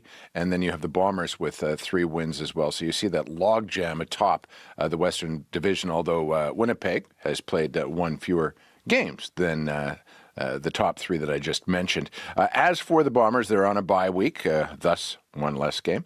And they were out at practice yesterday. They're trying to bounce back from an uncharacteristic loss against Calgary. In the past 5 years, Faith, the Bombers have only had 1 other loss of at least that magnitude. Quarterback Zach Collaros says, though the size of the defeat, it doesn't matter as much as just getting a rematch with the Stampeders, a little revenge. And I don't think there's a hangover. You should be champing at the bit to get back at it, obviously. I think you are every week, win or lose. But to not play up to your expectations that you have for yourself, to be kind of dominated in a game is not a fun thing. So, like we all said going into the bye week, it wasn't a great way to do that and go into an entire week thinking about that. But again, we're fortunate we have the opportunity to play them again. Bombers back in action on Friday. By the way, Dalton Schoen, the fine receiver, and left tackle Stanley Bryant, both absent from yesterday's practice. Over to tennis. What did you make of the Wimbledon finals held over the weekend? Well, in the women's draw, Faith, there's one dominant player, really. That's Poland's Iga Świątek, who did something we haven't seen in a final at the All England Club in more than a century now, and that is bagel her opponent. In tennis parlance, that means winning 6-love, 6-love. Meanwhile, in the men's draw, there is a dominant 2. Those being Spain's Carlos Alcaraz and Italy's Yannick Sinner, the latter of whom prevailed yesterday in the final 3-1. I'm very emotional, no, even if I don't cry, but it feels emotional because only me and the people who are close to me know exactly what we have been through on and off the court, and it has been everything except easy. To share this moment with my family here, it's the most amazing thing what could have happened to me. Sinner touching, Faith, on the issues he's had off of the court. He is coming off of a suspension for failing 2 drug tests. Still, tennis authorities accepted his explanation. He was unintentionally contaminated by a steroid from his physio's spray. That meant Sinner's suspension was backdated so he could compete at Wimbledon. Iga Świątek's also been suspended for banned substances, but has also been left off the hook to compete in the Grand Slams. Fellow professional Nick Kyrgios is among those saying players winning the sport's most prestigious tournament, Wimbledon, who've had doping suspensions, well, that's a bad look. And Kyrgios says, Faith, their names should have an asterisk next to them on the Wimbledon Roll of Champions. Just before you go, some controversy at the Club World Cup in soccer. Yes, and it had nothing to do with the tournament's final game, Faith, won by Chelsea impressively over PSG 3-0. The controversy arose when the awards were being doled out afterwards. U.S. President Donald Trump handed out the Champions Trophy to Chelsea's players, but then stuck around at the front of the stage when team photos were meant to be taken. Eventually, and very awkwardly, FIFA President Gianni Infantino had to escort Trump to the back of the stage where he wasn't quite as visible. The Club World Cup's been the focus of many critiques, Faith. Some say the month-long tournament was played during the only window in the soccer calendar when players can get some rest. Others question whether Americans would show up for the tournament at all.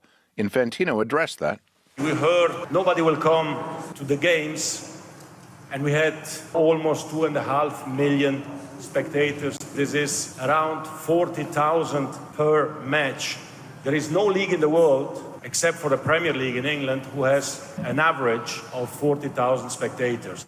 As for the criticism around the tournament depriving players of valuable downtime, Infantino says, Faith, FIFA is in talks with players' unions right now about mandating a 3-week rest period in summers going forward. We'll see about that. We sure will. Thanks very much, Scott. You bet. Scott Regier from your CBC National Sports Desk. I'm Faith Fundal. Your CBC Winnipeg News is next. This is CBC News. Good morning. I'm Heather Wells in Winnipeg. At 7:30, it's 16 degrees. It's going to be a little bit cooler than seasonal, a high today of 22, but that smoke is still hanging in there. We've got a special air quality statement again for Winnipeg and much of the province. Good chance of showers as well today. Two more communities in Manitoba's Island Lake region are preparing to send vulnerable residents to safety as wildfires in the area continue spreading out of control. St. Teresa Point and Wasagamak are now under states of emergency.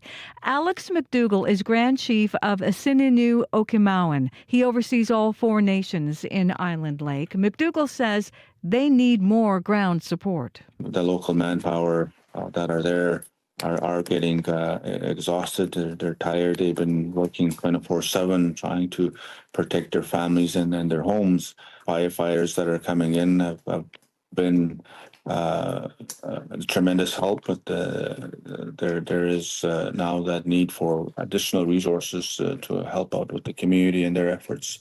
McDougall says about 500 Priority 1 residents from St. Teresa Point and Wasagamak will be evacuated first. He hopes to start airlifting community members today. The province says wildfire evacuees from Garden Hill First Nation will continue staying in shelters until hotel rooms can be found. More than 1,000 people were staying in evacuation centers over the weekend. Timothy Mentek and his family have been at the Axworthy Center at the University of Winnipeg since Thursday. He's staying optimistic but worries about his home of 30 years. Should hopefully be fine. Last time I heard, when we left, our entire area was totally surrounded by fire, and the ashes were getting pretty bad, and the smoke was thick. You could barely see across the road. That's how thick it was. And some of that smoke is now over Winnipeg and has been for days. And a question this morning from a U of M professor. Do you know the dangers of inhaling wildfire smoke? The Winnipeg Folk Festival went ahead as scheduled, and Andrew Haleko saw many fest goers outside without masks. He compares it to smoking cigarettes. I mean, you're inhaling a pollutant. You're inhaling chemicals, you're inhaling toxicants. These things are poisonous to your lungs, and they are causing damage when you inhale. Haleko says even though the air is clearer now, it is still important to limit your time outside to give the damaged lungs time to recover. He says the long-term effects of breathing in wildfire smoke are not well understood, but there's always a spike in heart-related hospital admissions, he says, about a week after periods of smoky air. Manitoba wants to expand its air quality infrastructure. It is something experts say is crucial to better map wildfire smoke. CBC Santiago Arias Orozco tells us more. Wildfires have polluted the Manitoba air this summer, but technology to measure all that smoke is lacking. Christopher Pasco is a professor at the U of M. Northern Manitoba and the province is such a large swath of area that you could have no air quality advisory in place because your air monitoring station in Flin Flon says there's no air quality advisory. The province operates 4 air quality monitoring stations, and dozens of sensors have been installed by communities, mostly in the south. Environment Canada needs them to forecast air quality. Meteorologist Cradford Luke. It would obviously be very beneficial as well if we got more of these stations. The province is considering expanding its air monitoring infrastructure. UBC professor Sarah Henderson says that would better assess smoke's health effects. Communicate with Canadians better about their long-term exposures. Something important as we move into what could be a smokier future. Santiago Arias Orozco, CBC News, Winnipeg. Manitoba's accessibility minister vows to take deaf culture training after last month's comments about a sign language interpreter stirred controversy. In a video from APTN, Nahani Fontaine was heard saying she was thrown off by the ASL interpreter at a graduation ceremony for Indigenous women. She expressed frustration the interpreter was on the stage during her speech. Last night, the minister posted an apology video on Instagram. Standing next to an ASL interpreter, she says she is sorry. I'm human. I made a mistake, but I will do better. And I will keep showing up and continue the work of building a truly inclusive Manitoba for everyone. Fontaine says moving forward, she will make sure all public events are fully accessible. She says the government will hire an ASL interpreter to work across all departments. And after 17 years as director of the Winnipeg Art Gallery, Stephen Boris has left the position to start a new venture. Boris is launching a consulting firm called Civic Muse. He says it's a natural evolution from the work he was doing at the WAG. If I could take everything I've learned, people I've worked with, been exposed to, things that have been gifted to me and trusted, and take all of that and maybe do more for others, for other institutions in the city, in the country, for the community. This seemed like a great time to make that transition. And Boris says while there's more he could have done at the WAG, there is also more he would like to offer to help other organizations in Winnipeg and across the country. You can find more news. All you have to do is head to cbc.ca/Manitoba. All right, thanks very much. Thank you. Heather Wells from your CBC Winnipeg local news desk. Magandang umaga, good morning Manitoba. Faith Fundal here in Studio 15 at Portage and Spence. This is Information Radio on CBC Radio 1. On the radio, on the Listen app, and of course streaming on our CBC Manitoba YouTube stream. Thanks for joining us. Leif Larson, our studio director today. Abby Adiemi is on the controls and following the weather, the smoke, and the commute. Hello. Yeah, it's going to be humid in the southern part of the province for sure, and cooler temperatures we're seeing in the north. Scattered showers also will be spotted in most parts of the province. We do have that air quality statement in place. Smoke from, nearby wildfires really making the air unhealthy for a lot of regions in the province, from the Red River, the Interlake, the northern communities, the Powerful Flon, all the way down to God's Lake. We are seeing smoke in that part of the province, and it can be harmful if you spend too much time outside. So take it easy. We're seeing that air quality index around 8, which is more like a high risk zone for a lot of people, especially sensitive groups. In Winnipeg right now, we're looking at that smoky conditions also impacting the region. Humid in Winnipeg at this time, 18 degrees. Cloud cover will build through the morning with showers expected later today. Winds will be light from the south, and then we'll see highs around 22. Similar conditions we are seeing in the Pembina Valley region, Modern Winkler, Altoona Morris, 18 degrees also across the region with smoky skies. Temperatures getting close to 22 degrees. In the Westman region, we're looking at 13 degrees right now in Brandon. Expect some clouds to roll in this morning. Also a few showers, then more by the afternoon period. The smoke will return later in the evening, and we'll see your highs around 22 degrees. In the Parkland region, we're seeing 14 degrees in Dauphin and nearby areas like Russell and all the way down to Minnedosa. It's sunny at this time, 14 degrees. A special air quality statement in effect due to the smoke. Clouds will roll in later, and then we'll see some showers by the afternoon period. Highs around 23. In the Interlake region, 14 degrees in Gimli. Smoke also in the air. We're expecting some clouds to roll in and showers starting later this morning. The high of 22 for Gimli today. Now, let's track conditions in the northern part of the province. The Flin-Flon nearby areas, we're looking at 14 degrees also. A lot of smoke in the region this morning. Some drizzles were spotted early in the day, but it ended. Now some cloud conditions roll in. Showers likely later in the day, high around 16. Thompson at 10 and cloudy, also having smoke in the air. We will see some light rain later this morning, high around high around 16 for Thompson. And finally, further north in Churchill, we're looking at 9 degrees and cloudy conditions. The skies will start to clear gradually through the day, and we'll see temperatures only get to 15 degrees with the winds coming from the north, and then it's going to be light and mild. So across board, we're looking at smoke and showers across the province today with humid conditions down south. Winnipeg sits at 18 right now, warming to 22. You see anything in traffic? Let us know. 788-3093. All right, thanks very much. Thank you. Abby Adiemi are on the controls today and watching the commute and the forecast. We're just about 20 minutes before 8 o'clock here on CBC Radio 1. There are many ways to enjoy the summer, of course. Maybe it's watching a football game or a soccer game, going for a bike ride or the beach. For some Manitobans, though, it is all about being in the calm and peaceful outdoors, waking up bright and early to go fishing. In fact, Manitoba is one of Canada's top fishing destinations. The province's Master Angler program is the oldest of its kind in North America, meaning it recognizes specific sizes of fish species for trophy recognition. The CBC's Jim Agapito went to Lockport to speak to some anglers and tried not to spook the fish. Okay, you might be wondering why I'm whispering. That's because I'm here on the shores of the Red River in Lockport, Manitoba, watching people do one of Manitoba's favorite summer pastimes, fishing. And I'm about to ask them, what's the secret and have they caught anything yet? We're about to find out.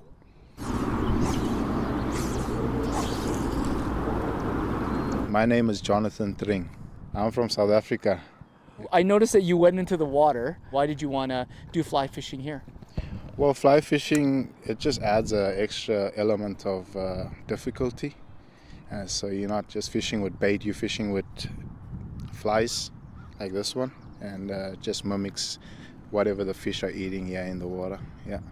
Yeah, that's why I'm fishing a crayfish pattern here. It's kind of similar to a prawn. So, yeah, just trying. I see that there's a bunch of people over there. Looks like a family. I'm going to ask them if they've caught anything and if they'll let me in on the secrets.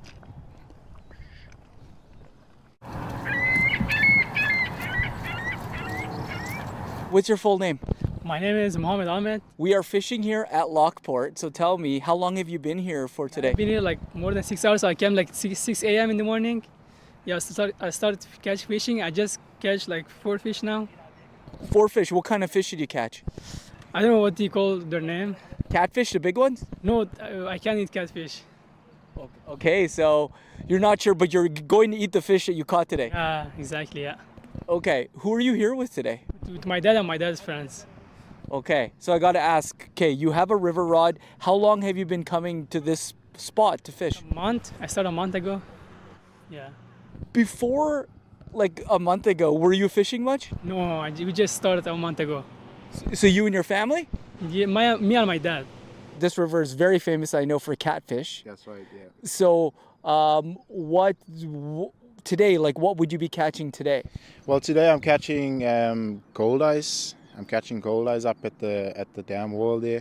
But I do normally catch catfish here as well. I caught some nice catfish just off here and sometimes in this slough here just behind you guys. And yeah, I mean, this place is known for its catfish because you catch really big channel cats in this river and they give up a really good fight. And that's why it's such an attraction here. So, yeah.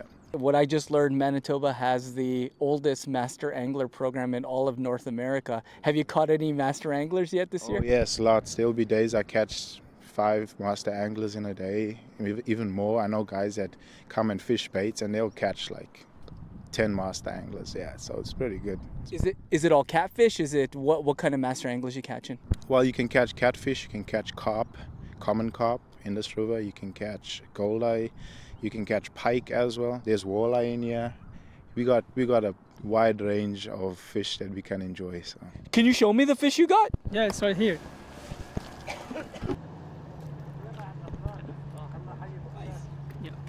I'm not sure what kind of fish that is, but that's...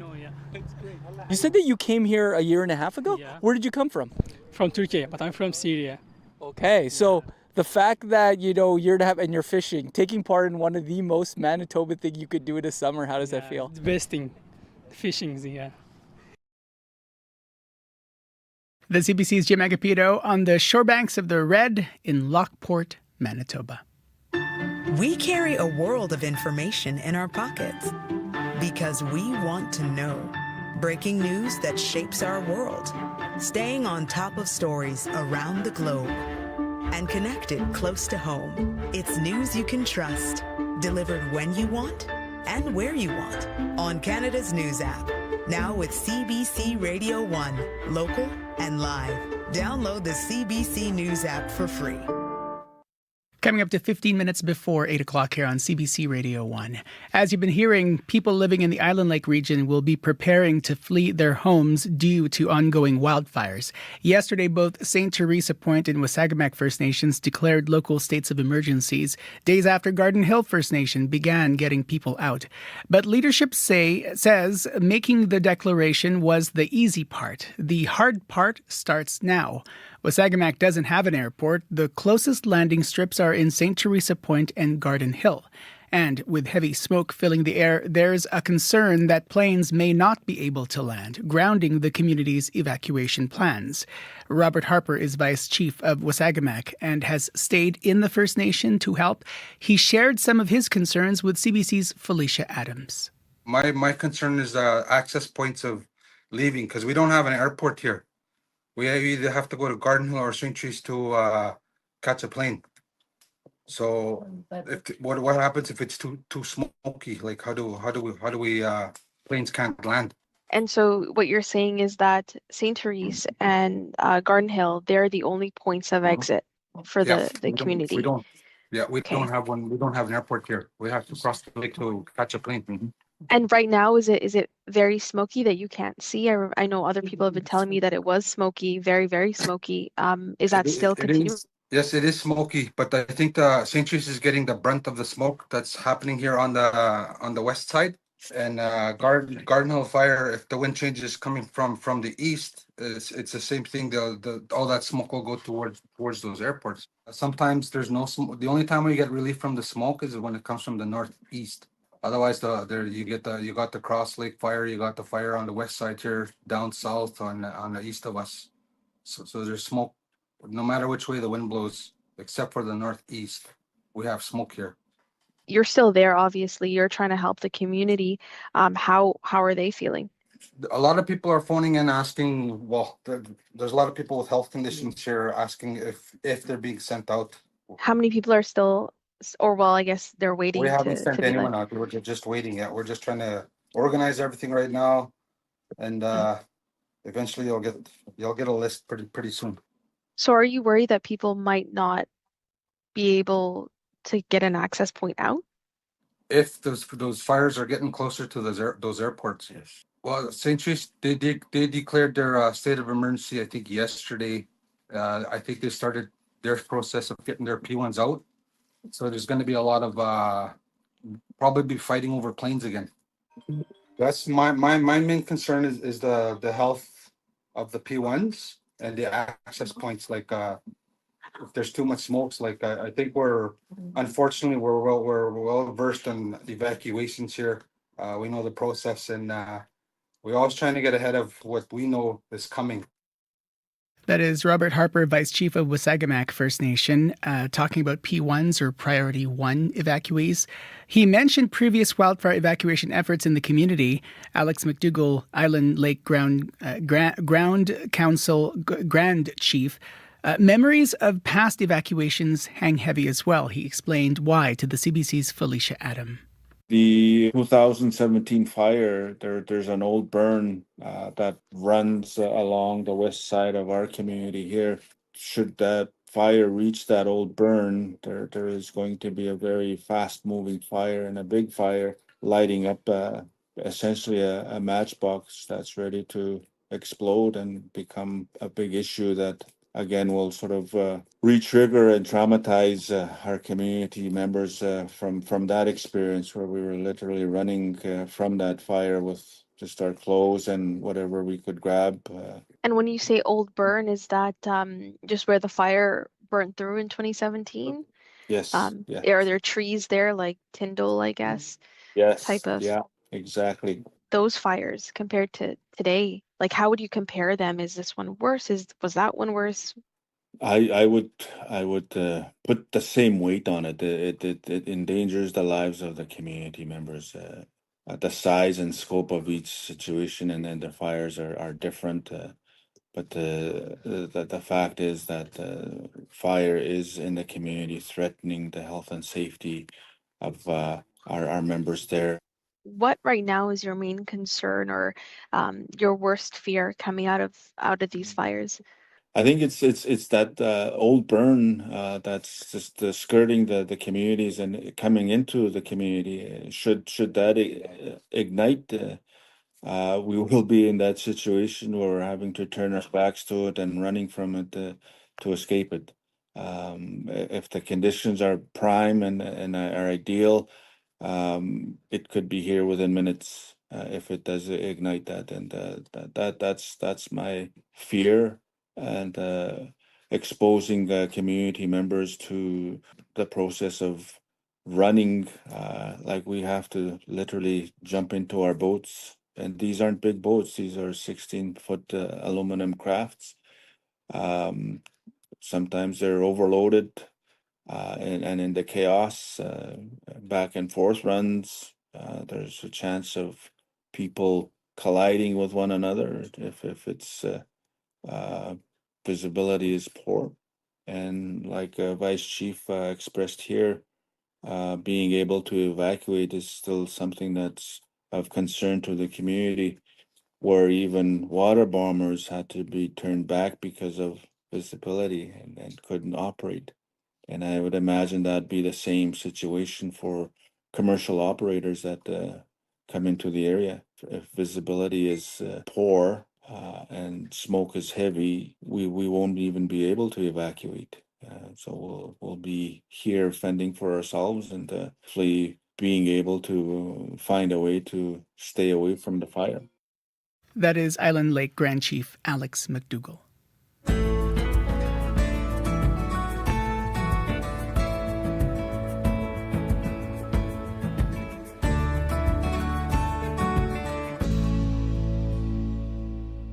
Nine minutes before 8 o'clock here on CBC Radio 1. Last week, the city of Vancouver announced plans to reduce speed limits to 30 kilometers an hour on all residential streets. The city says dropping limits from 50 to 30 per hour can reduce pedestrian fatality rates in collisions from 80% to 15%. Speed limits have been a hot-button issue here in Winnipeg, where some residents have been calling for lowered speed limits on streets like Wellington Crescent, where cyclist Rob Jenner died in a collision in June of 2024. Natalie Kleinschmidt is creator of WinnipegPledge.ca and one of the people to advocate for speed change on Wellington Crescent. She joins us now on the line. Natalie, thank you for joining. Hello. Hello. You heard Vancouver doing this. What'd you think? Oh, I was absolutely thrilled. It shows that it can be done. It was a unanimous vote, and I think that's something that needs to be celebrated. So celebrated, and in your context as a Winnipegger, why is this something that you're celebrating? Well, it shows that, one of the things that Mayor Sim stated was that there were examples around the world that showed that the results were overwhelmingly positive, not only for safety, but bringing the noise level down, driving, safer environmental practices, and shifting the driver culture to drive with due care. I think it's exciting to see a city that's modern, that's determined. There's a 2040 plan where they aim to have 2/3 of trips by foot, bike, or transit. And so they're committed towards making the changes. And the thing that I found pretty remarkable is that it was done relatively quickly. In 2016, they committed to zero, vision zero of no pedestrian or cyclist deaths. But it was only in 2024 in April that council directed staff to come back with recommendations. They came back with recommendations. They voted on it, and it's happening.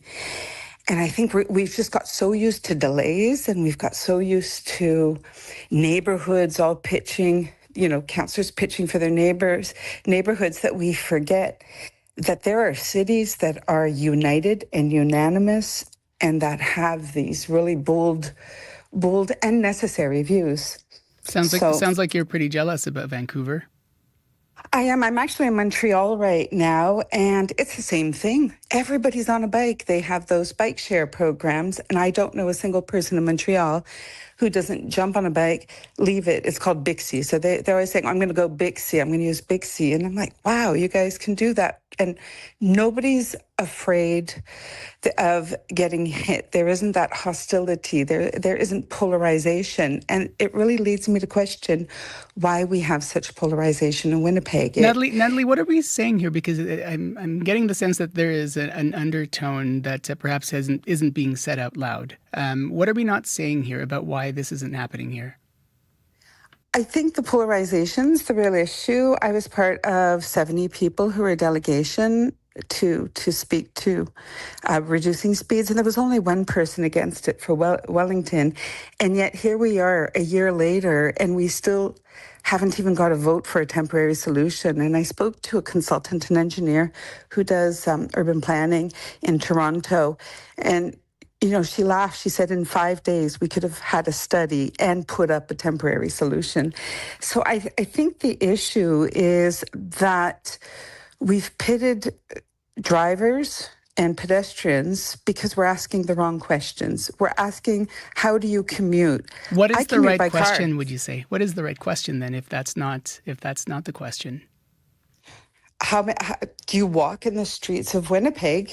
And for example, if you're a dog walker, I walk 3 hours a day.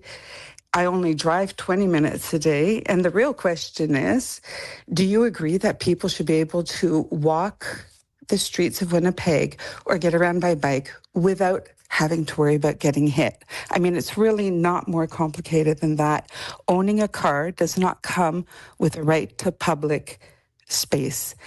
And so I think we need to redirect the city vision towards this master plan that's already in the works with transportation, but enable it by also changing the laws, not only on Wellington, but I live downtown. Right. And it's madness. In 2023, March of 2023, speed limits were reduced in 4 Winnipeg neighborhoods, Burkevale, Tyndall Park South, and in Worthington and Richmond West. What's the feedback you've been hearing on that? Whenever speeds go down, people feel safer. It's a question of statistics. Mortality goes from 80% to 15% when you're down to 30 kilometers an hour. Even 40 kilometers an hour is still fast. Now, the truth is when you're driving a car, and I'm the first to say, it feels slow. But that idea of it feels slow is a norm that we've created. When you're in Montreal and cars are going at 30 kilometers an hour, it doesn't feel slow because everybody's doing it. So I think that it's the culture of driving. Car drivers can be quite aggressive. I have a neighbor who's just come from New Brunswick, and he was like, Wellington, he said, it's funny. He said, I bike everywhere, not that place. It's a racetrack. And I think that the overwhelming feedback is, I feel like I can ride a bike. I feel like I can take my kids for a walk. I feel like I can cross the street without worrying about someone mowing me down. Natalie, we'll have to leave it there. Thank you for this and take care. Thank you. Thank you so much. Natalie Kleinschmidt, creator of WinnipegPledge.ca. To your CBC Winnipeg local news desk now, Heather Wells joining us. Good morning. Good morning. Well, smoke and a special air quality statement continue hanging over Winnipeg and much of the province. A lung expert says that means danger remains. Andrew Haleko teaches at the U of M's Max Rady College of Medicine and worries society is becoming desensitized as summer wildfires become more common. He says people need to limit their time outdoors when there are smoky conditions. After 17 years as director at the Winnipeg Art Gallery Kamayuk, Stephen Boris has left the position to start a new venture. He is launching a consulting firm called Civic Muse. We'll hear all about it in our next local news at 8:30. All right, thanks very much. Thank you. Heather Wells from your CBC Winnipeg local news desk. We want to ask listeners, you may have heard part or all of that conversation just a moment ago about speed limits changing in Vancouver from 50 to 30. Who do you think needs to be convinced about that change in speed here in Winnipeg? 204-788-3205, 204-788-3205. Have we missed an important question that hasn't been brought up yet? Let us know, and we'll play your thoughts. Stay tuned. The World Report is standing by.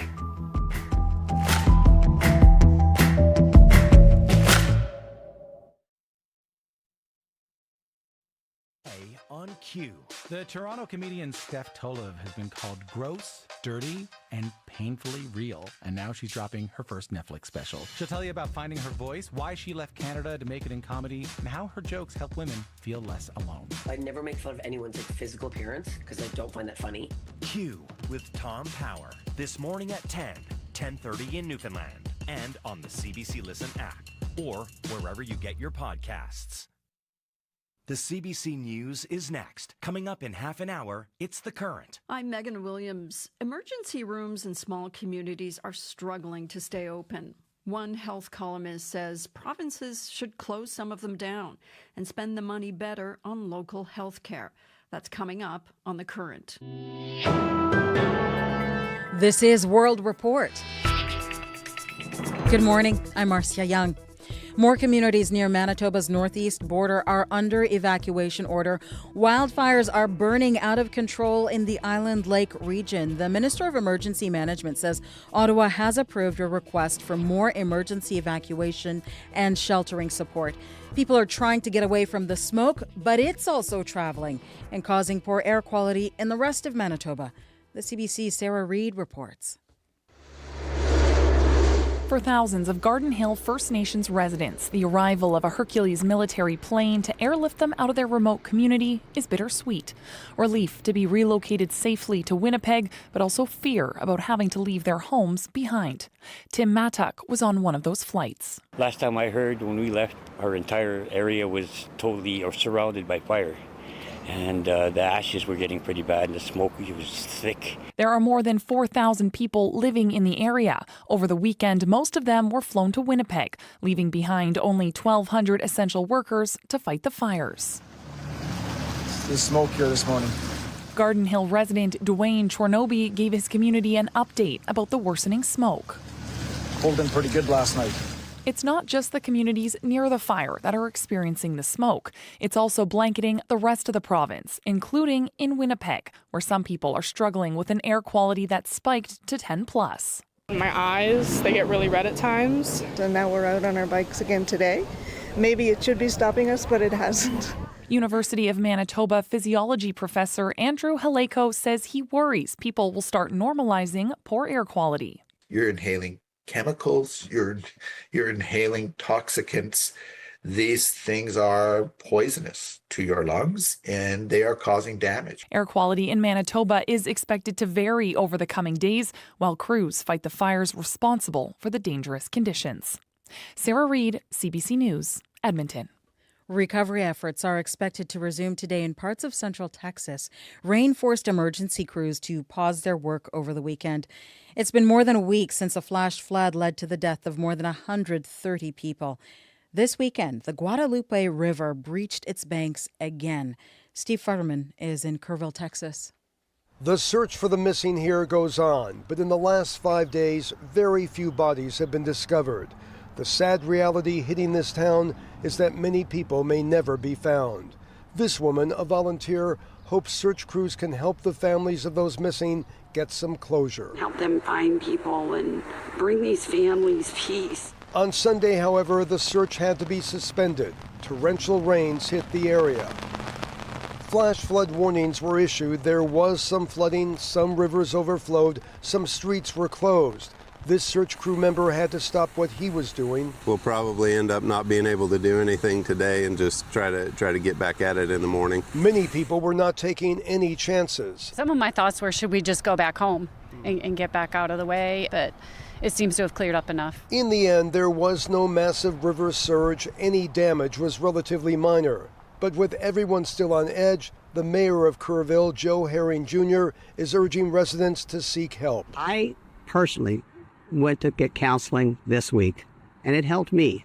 And I think it can help you. Yesterday, at many Sunday church services, the names of the victims and their families were read. The Eastland family, the Stewart family, Gail. Today, there could be some additional rain. Steve Futterman for CBC News, Kerrville, Texas. Roger's family. The relationship between Ukraine and the United States appears to be improving. U.S. President Donald Trump now says he will send Patriot air defense missiles to Ukraine. We will send them Patriots, which they desperately need, because Putin really surprised a lot of people. He talks nice and then he bombs everybody in the evening. So there's a little bit of a problem there, and I don't like it. Patriot missiles are effective, but they are also expensive. Each one costs more than $4 million. But Ukraine says it needs those defensive capabilities to fend off daily missile and drone attacks from Russia. And Trump says he is frustrated Russian President Vladimir Putin will not agree to a ceasefire. It is not clear how many Patriots the U.S. will send to Ukraine, but we could get more details today or tomorrow while NATO Chief Mark Rutte is in Washington. Thousands of women in Congo have been left without life-saving rape kits due to cuts by the United States. The Trump administration canceled an aid contract to the country, one that used to provide emergency medication to women who are victims of rape. Chris Ochimringa has more from Kinshasa.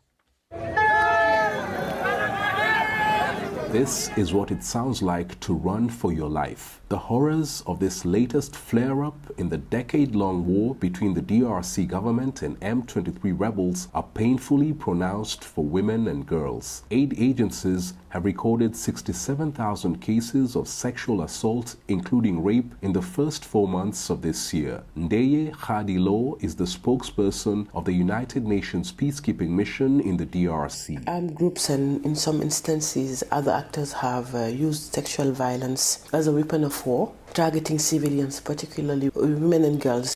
In the past, survivors have relied on U.S.-funded post-exposure prophylaxis or PEP kits to reduce the risk of HIV infection and unwanted pregnancies. Amadou Bokom of the international humanitarian agency CARE says the cuts to international aid by the administration of U.S. President Donald Trump are deep. Thousands of health centers are without PEP kits. The decision creates despair for sexual violence survivors. Reports of stigma, rejection, and divorce are widespread. The United Nations says the consequences of the funding cuts also includes survivor deaths, unwanted pregnancies, and high maternal mortality risk. Aid agencies are trying to convince donors to help out, with no firm commitments yet reported. Chris Ochamringa for CBC News in Kinshasa. A group of imprisoned democracy protesters is appearing in a Hong Kong court today. A prisoner's van pulls up to the courthouse. The 12 activists inside are part of a national security case. They're appealing their convictions for organizing an unofficial election in 2020. Massive anti-government protests brought the city to a standstill. Dozens of pro-democracy activists were later arrested and charged with conspiracy to commit subversion. Their convictions have drawn international criticism. Many countries, including Canada, have condemned the case as politically motivated and an attempt to silence critics of the Chinese government. If you packed on a few pounds during the pandemic years, you're not alone. New research shows more Canadians are obese, and a lot of weight gain happened during the pandemic. As Jennifer LaGrassa reports, experts are concerned the rise in obesity could cause other health issues. Looking back, I was so not fine. That's Angela Martin. During COVID-19, she worked as a nurse and was going through a separation. All of this, along with the isolation, caused her to gain a lot of weight. And according to new research, she's not alone. We found that the rate of obesity was steadily increasing. Laura Anderson is an associate professor at McMaster University in Ontario. Her research uses body mass index data from 2009 to 2023. It found that about 1/3 of Canadians have become obese, with more weight gain happening during COVID-19. The pandemic had such a profound impact on our daily lives, including changes in our eating behaviors and access to healthy foods. The research also found that obesity increased the most in young adults and that more women became severely obese. The study didn't look into reasons for this, but one expert points to worsening mental health, especially during the pandemic. There was isolation and depression. Sean Wharton is an internal medicine doctor in Ontario. He helps people struggling with obesity and has been a clinical advisor to weight loss drug companies. People who are living with depression, their depression may have got even worse, and that's where we saw people having an increase in their weight. Researchers say more data is needed to see whether obesity rates continue to climb or if popular weight loss drugs like Wegovy will have an impact. Jennifer LaGrassa, CBC News, Toronto. The pandemic pounds may be sticking around, but one thing that might not last much longer is remote work policies. A growing number of companies are whittling down their work from home days, including many of Canada's big banks. RBC, Scotiabank, and BMO have all mandated employees to be in the office at least 4 days a week starting in September. And 83% of Canadian CEOs say they expect everyone to be back in the office full-time within 3 years. And that is the latest national and international news from World Report. News anytime, cbcnews.ca. I'm Marcia Young.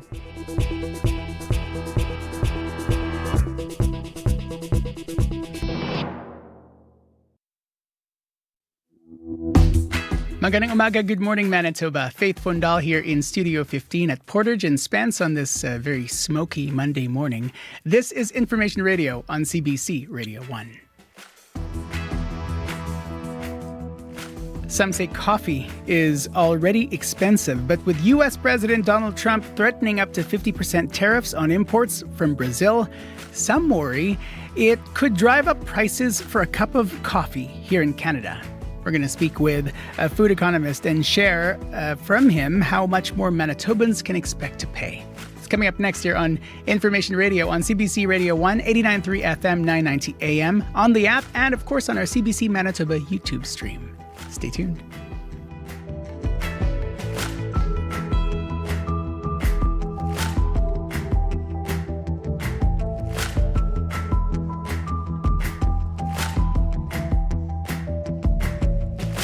At 11 minutes after 8 o'clock, let's head to your CBC Winnipeg local news desk. And Heather Wells joining us now. Good morning. Good morning. Well, 3 of 4 communities in Manitoba's Island Lake region are now under local states of emergency.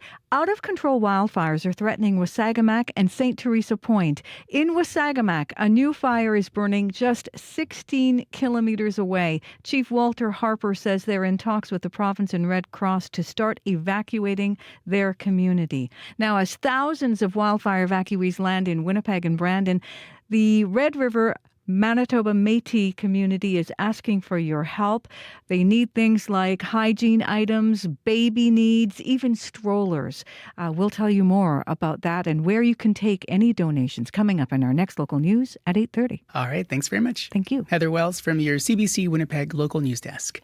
Leif Larson is our studio director today. Abby Adiemi is following the commute and, of course, all of that smoke and what to expect for the rest of today. Good morning. Yeah, smoky skies and scattered showers. That's what will be in play for most of the regions today, though that humid condition is still going to be coming down south as we see temperatures climbing close to 22 today. We have that special air quality statement still in effect for much of the province, talking about Winnipeg and the Red River, the Pembina, the Interlake, the Parkland, all the way towards Guts Lake. We are seeing smoke impacting that region. It's going to be reducing visibility and also making the air really unhealthy for people with breathing problems. We're looking at the AQI, air quality index, around 8 this morning, which is not really good if you have issues. So it's advisable to limit time outside today. Winnipeg, it's cloudy outside, 19 degrees at this time. The clouds are building. There's a good chance of showers starting sometime this morning, and we should expect that into the afternoon period and even more showers overnight. But the smoke will linger and we'll see temperatures get close to 22 degrees. Similar conditions we're seeing in the southern region, Brandon, Duffin, Gimli, all the way down to the U.S. border. We're seeing temperatures hover between 15 and 19 at this time under that smoky conditions. We'll see highs around 22. Up north, it's cooler. We're looking at 9 to 13 degrees up north at this time. Winnipeg, 19, humid showers in the forecast, and we do warm up to 22. In traffic, Mandeep called back, and Mandeep had to give us an update about the traffic conditions we saw. Leif, can you just scroll the screen for me a bit? I lost that. Mandeep called and said lights are out at the intersection of Sargent and St. James. And we now have that here that the cadets are on scene controlling traffic. So if your project access, just be patient and wait for your time. You see anything in traffic, let us know. 788-3093.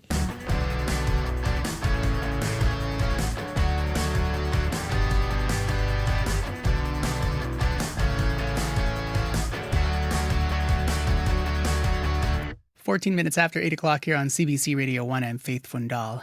There is nothing like a cup of joe to kickstart your day. But thanks to American tariffs, it could be more expensive to get your fill. The price of coffee in Canada expecting to rise as the world continues to feel the effects of U.S. President Donald Trump's tariffs. A few days ago, Trump shared his plans to boost import taxes on Brazil on goods like coffee with a 50% tariff starting August 1st. Now, Canada is a major coffee importer, and many Canadian coffee roasters and brands source their products from American sellers. What might this all mean? Sylvain Charlebois is director of Dalhousie University's Agri-Food Analytics Lab, and Sylvain joins us now by Zoom. Welcome to the program. Hello. Good morning. When you heard about this, Trump going ahead potentially with steep tariffs on imports from Brazil, what came to mind for you when it comes to what it might mean for coffee for Canadians? If you want to upset people, you actually affect coffee and beer.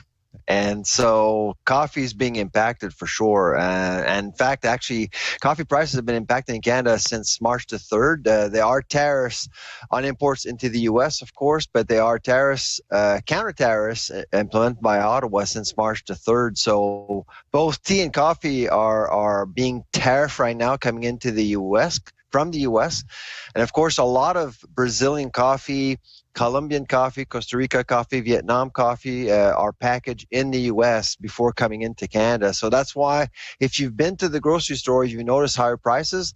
That's part of the reason. Now, Mr. Trump is actually looking at implementing tariffs on Brazil, which actually will make things worse as products come into the U.S. before entering Canada. So not great news for coffee drinkers for sure. So it sounds like it's a tariff coming in and then another tariff as it leaves America coming into Canada. Can you contextualize this? I mean, how reliant are Canadians on American importers when it comes to coffee? Well, coffee is an incredibly popular beverage in Canada. In fact, after water, coffee is the second most popular drink in the country. 91% of Canadians actually do drink coffee. So it's an incredibly popular product, and a lot of people are now drinking coffee at home. And so you may have not noticed that that your cup of joe at your favorite restaurant has not gone up in price, because most when you actually get served a coffee cup, say at Tim Hortons or Starbucks, it's basically about 5 to 7% of the actual cost of the cup. The coffee is, but at home that percentage is much higher. It's more like 70%, and that's why they had to adjust prices. So my guess is that people who are making coffee at home are probably having second thoughts about that second or third coffee cup right now. I have a stupid question. Some folks might be thinking, all right, time to reframe this into an opportunity. If we're getting it from America, why can't we do it directly? Why can't we import coffee directly? Do you know why? Well, that's kind of so there are a lot of local coffee products in Canada that are roasted and packaged in Canada, and I know that a lot of networks have actually promoted some of these products. So I won't really drop you any brands, but there are Canadian products out there that are immune to what's happening geopolitically around the world. So I certainly would actually take advantage of those opportunities. The only thing is that typically those products are a little more expensive than the mass commercialized products that we see. But I would give it a go. That the margin between products that are coming in from the U.S. versus Canadian products is actually getting smaller and smaller, so which would actually make a lot of Canadian products very, very attractive. Sylvain, let's get to the specifics for consumers around how much more do you expect Canadians may have to pay for coffee? So since January, prices have gone up retail anywhere between 20 to 40%. Okay. Now, at the beginning, you may recall that coffee prices were skyrocketing earlier in the year. On February 13, in fact, a pound of Arabica beans was $4.40 a pound US. That was a record. Now, it has dropped to $2.85. That's helping us, but counter tariffs are just basically pushing prices higher again. So we're not expecting prices to drop anytime soon. But the other issue, the other concern that I have with Trump's games is that there is this uncertainty tax. When people are selling coffee to their customers before that coffee gets to us, they always price in the uncertainty depending on what Trump is actually going to do. We never know. We're one X post away from seeing, say, tariffs go from 25 to 50%, and companies don't want to lose their money. So basically, they price in that uncertainty to make sure they are profitable at the end of the day, and that's costing Canadians a lot more money when they actually get their cup of joe. Is Donald Trump the only reason that the price of coffee beans or the price to drink coffee has increased? We've been seeing this, the price of coffee rising over the years. What else is happening, or what other factors are at play here? I would say right now it is the biggest factor. 3 months ago, it was not the biggest factor. The price of coffee was the biggest factor because Vietnam and Brazil were experiencing some problems production-wise. But I was just in Brazil about 3 weeks ago, and they're expecting a really strong harvest this year, which is why coffee prices have actually dropped now. Traders are much more confident, but the problem are geopolitics and the uncertainty. And that really is pushing a lot of products higher in terms of cost, including coffee. So, Manitobans, what options do we have? What can we do? What advice do you have to help cut costs? Well, I mean, if you're a coffee lover, I certainly would say, you may want to cool off on coffees, drink that you drink at home. Like I said, I mean, if you go to Tim Hortons and Starbucks, prices haven't changed a lot at all. So if you're a Tim Hortons drinker or a Starbucks drinker, you shouldn't be concerned because I suspect that most of these chains will just absorb the increases. But retail prices have actually changed. So if you see coffee on sale, jump on it and buy a few bags. That's going to be a rarity for a while. Sylvain, really appreciate you coming on to the show to talk about coffee. A lot of people care about it. Take good care. Yes, absolutely. Take care. Bye-bye. Sylvain Charlebois, Professor and Director for Agri-Food and Analytics Lab at Dalhousie University. If it happened today, find out today. That's the power of having the news in your hand. Get late-breaking news from reporters across the country, straight to your mobile device. Customize your experience with news from your region and what matters to you. Whether it's big headlines, detailed articles, live events, or on-demand video, CBC News has got you covered. Connect to the world. Download the free CBC News app or visit cbcnews.ca. Coming up to 23 minutes after 8 o'clock here on CBC Radio 1. And as long as you're not allergic, they are cute, they are cuddly, and they are good for your mental health. Yes, we are talking about therapy dogs. And Canadian research shows those benefits emerge even when Rover is on a screen. So if you're allergic, take a listen. The CBC's Manjula Selvarajah has more. There's Chapter, a Bernese mountain dog, Daisy, an adorable sheepadoodle, and Dexter, a spry-looking Cavalier King Charles Spaniel. The three are part of a superhero team of sorts at the University of British Columbia, Okanagan. It's in its 14th year now, and we have 65 therapy dogs and handlers who provide well-being support to students on campus, and we run programs in the community as well. John Tyler Binfed is a professor in the School of Education at UBC Okanagan. He's also the director of the university's long-running dog therapy program, BARC, which stands for Building Academic Retention Through Canines. It's an opportunity for students on campus to reduce their stress, reduce their homesickness, and sort of take care of themselves through interactions with therapy dogs. But during the pandemic, Binfed wondered if it was possible to recreate the magic of these therapy dog drop-ins virtually. So he and his colleague, Christine Tardif-Williams of Brock University, took it online with live sessions on Zoom and pre-taped videos on YouTube, like this. Now, over the course of the next 5 minutes, I'm going to tell you a little bit about my dog, and I'm going to ask you some thought-provoking questions. Throughout the video, I want you to imagine that you're sitting right here in front of us, interacting with Dash and petting her. That's handler Maureen Watts sitting with Dash, a golden retriever. Now I want you to imagine petting her all the way from the top of her head to her ears.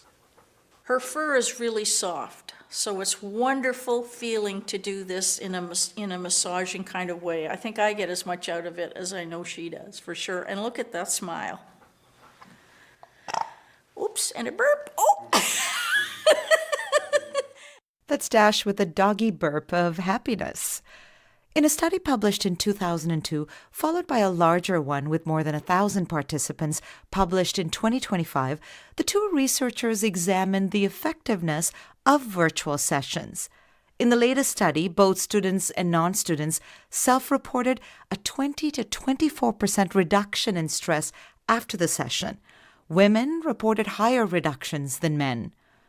John Tyler Binfet thinks the findings open up possibilities to take this kind of therapy far and wide. It's a low-cost, easily accessible, and low-stigmatized way for people to take care of themselves, especially around stress reduction. And so this is just one way of sort of leveling the playing field a little bit and making this an accessible well-being option for everybody. Colleen Dell has been studying the effects of canine-assisted learning with prison populations in Canada.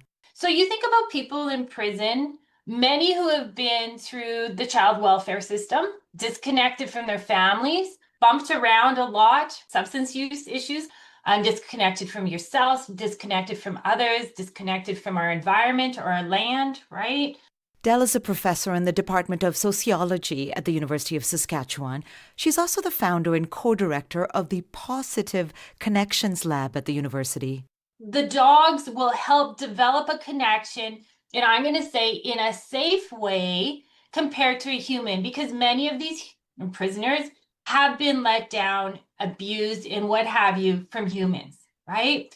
We know from our work that sometimes this may be the first time an individual felt love, right? Truly experienced and felt loved. And we've seen that and we've heard that. Dell had already been holding virtual sessions in prisons before the pandemic. One such institution is Drumheller, a medium-security prison in Alberta. The team usually visited the prison with their dogs in person every 6 months. In between those visits, they conducted virtual sessions. Dell says the handlers would even do live video calls where people could go on a virtual walk with the dogs. You know, Molly, one of the dogs, running after a ball. And that was huge for them, right? Because they are not outside. They might have a courtyard. Sometimes that's not very green. And I believe so much in connection, and it can come in so many ways. It can be physical, you know, it can be virtual. Dog lovers will tell you nothing beats the real thing. But a close second for those looking for mental health support could be a virtual visit with a therapy dog. For CBC Radio, I'm Manjula Salvaraja. Thanks very much, Manjula. I'm Faith Wendell here on Information Radio on CBC Radio 1. As wildfires impact our province, keep up to date with CBC. For the latest information, listen to CBC Radio 1. Visit cbc.ca/Manitoba or the CBC News app. For people who have a limited data plan or are running into spotty mobile service on the road, visit cbc.ca/lite. That's cbc.ca/LITE.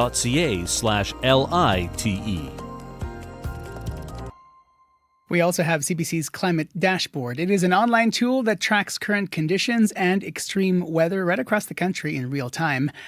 You can set your location for information, which includes updates on wildfire smoke and active fires across the country. Visit cbc.ca/climate. That's cbc.ca/climate. If you didn't catch the full show today, of course, you can listen to sections of what we did on Information Radio. Go to the CBC Listen app and just search for Information Radio.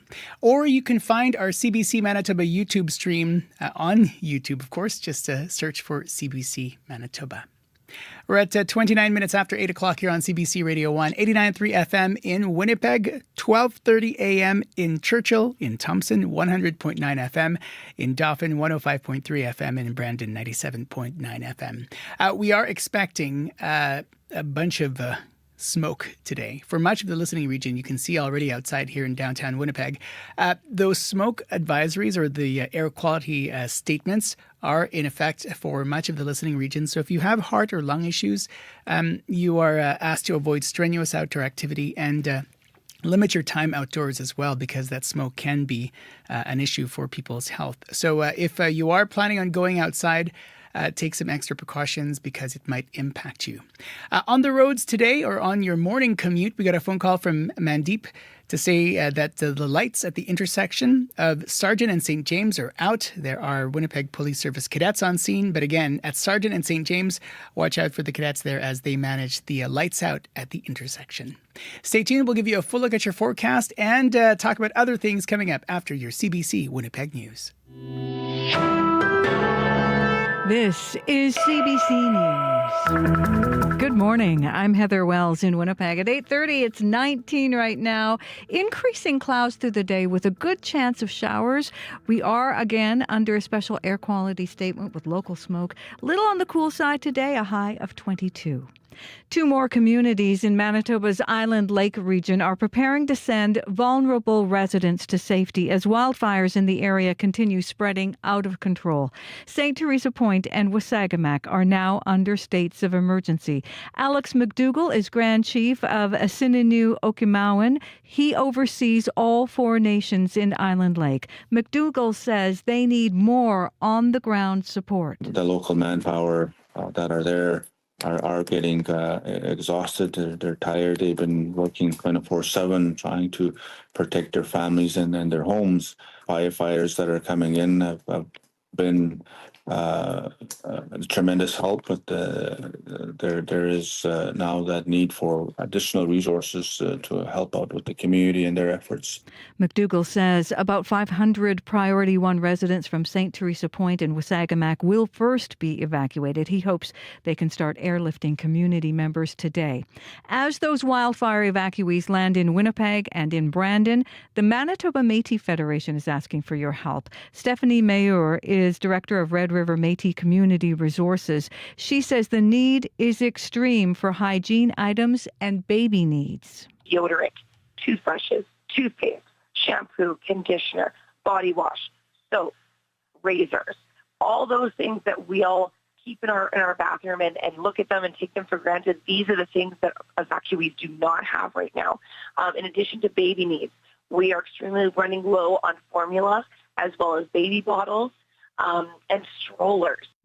You can drop off any gently used donations at 25 Ray Marius Road in Transcona. Mayor also says for those who can't get to Transcona, you can drop off supplies at the evacuation center at 406 McGregor.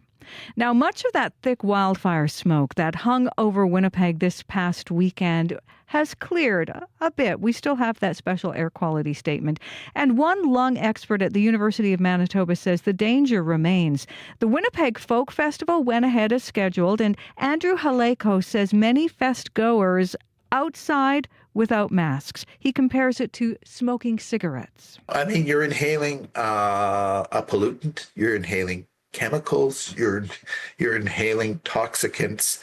These things are poisonous to your lungs and they are causing damage when you inhale. Haleko says even though the air is a bit cleaner now, it is still important to limit time outside to give damaged lungs time to recover. Manitoba is planning to expand the number of monitors it has to measure that air quality. At the moment, the province operates 4 stations to measure pollutants in the air. Environment Canada pulls the data from them and dozens of privately owned sensors to forecast air quality. But most of the infrastructure is south of Dauphin. Christopher Pascoe is an associate professor at the University of Manitoba. Northern Manitoba and the province is such a large swath of area that you could have no air quality advisory in place because your air monitoring station in Flin Flon says there's no air quality advisory. Environment Canada uses satellite images and weather models to forecast air quality in communities without monitors, but the agency says it is trying to install more air quality stations in Manitoba's north. Accessibility Minister Nahanni Fontaine says she will take deaf culture training after making comments about a sign language interpreter at an event last month. Fontaine posted an apology video on her Instagram account last night. Standing next to an ASL interpreter, she says she has been listening to the deaf and hard of hearing community and will make change. My team and I will undergo deaf and deaf culture training to deepen our understanding, confront gaps, and ensure our actions reflect true respect and inclusion, not just intention. Fontaine says the government is hiring an ASL interpreter to work across all departments. She will also add a deaf matriarch to her Matriarch Circle Advisory Group. She says changes will be coming to the Provincial Accessibility Act next spring. Stephen Boris says the time was right for him to step away from the Winnipeg Art Gallery and Kamayuk, the Inuit art collection. Boris has resigned as WAG director to start a consulting firm he calls Civic Muse. After 17 years at WAG, he says the move is a natural evolution. After raising tens of millions of dollars to build a new museum, after engaging communities, working through reconciliation, indigenization, decolonization, all of these things, I would like to share the experience with others. Boris says while there is more he could have done at the WAG, there's more he would like to offer to help other organizations in Winnipeg and across the country. You can find more news on our website, cbc.ca/Manitoba. All right, thanks very much. Thank you. Heather Wells from your CBC Winnipeg local news desk. Leif Larson is our studio director today. Abby Adiemi has been following a whole bunch of things. Hello. Yeah, smoke. That's the concern for today. Poor air quality and chances of showers in a lot of regions down south. The conditions will range from mild to humid. The southern regions will be seeing temperatures between 22 and 23 liters, and showers will be in the forecast later. Up north, we see light rain already in Flin Flon and temperatures around 9 to 14 degrees up there. It's going to be cloudy and that should clear as you get in the day. We'll see highs just near 16 degrees. Winnipeg now 19. Smoke hanging in the air is going to make it feel a little heavy and humid later in the day. Chance of showers starting late in the morning and high of 22, but it's going to be a muggy one, Faith. Sure is. All right, thanks very much. Thank you. It's Abby Adiemi, our technician here on the program today. Thanks to the folks who helped put the show together. Our associate producers, Abby Adiemi, Chidi Akuma, Jenna Madas, and Doso, that is. Jim Agapito is our current affairs reporter. Our streaming producer, Brad Lillies. Nelly Gonzalez is the producer of the current affairs unit. Leif Larson is our senior producer of audio. I'm Faith Fondal. Take good care. The Current is next. Stay tuned.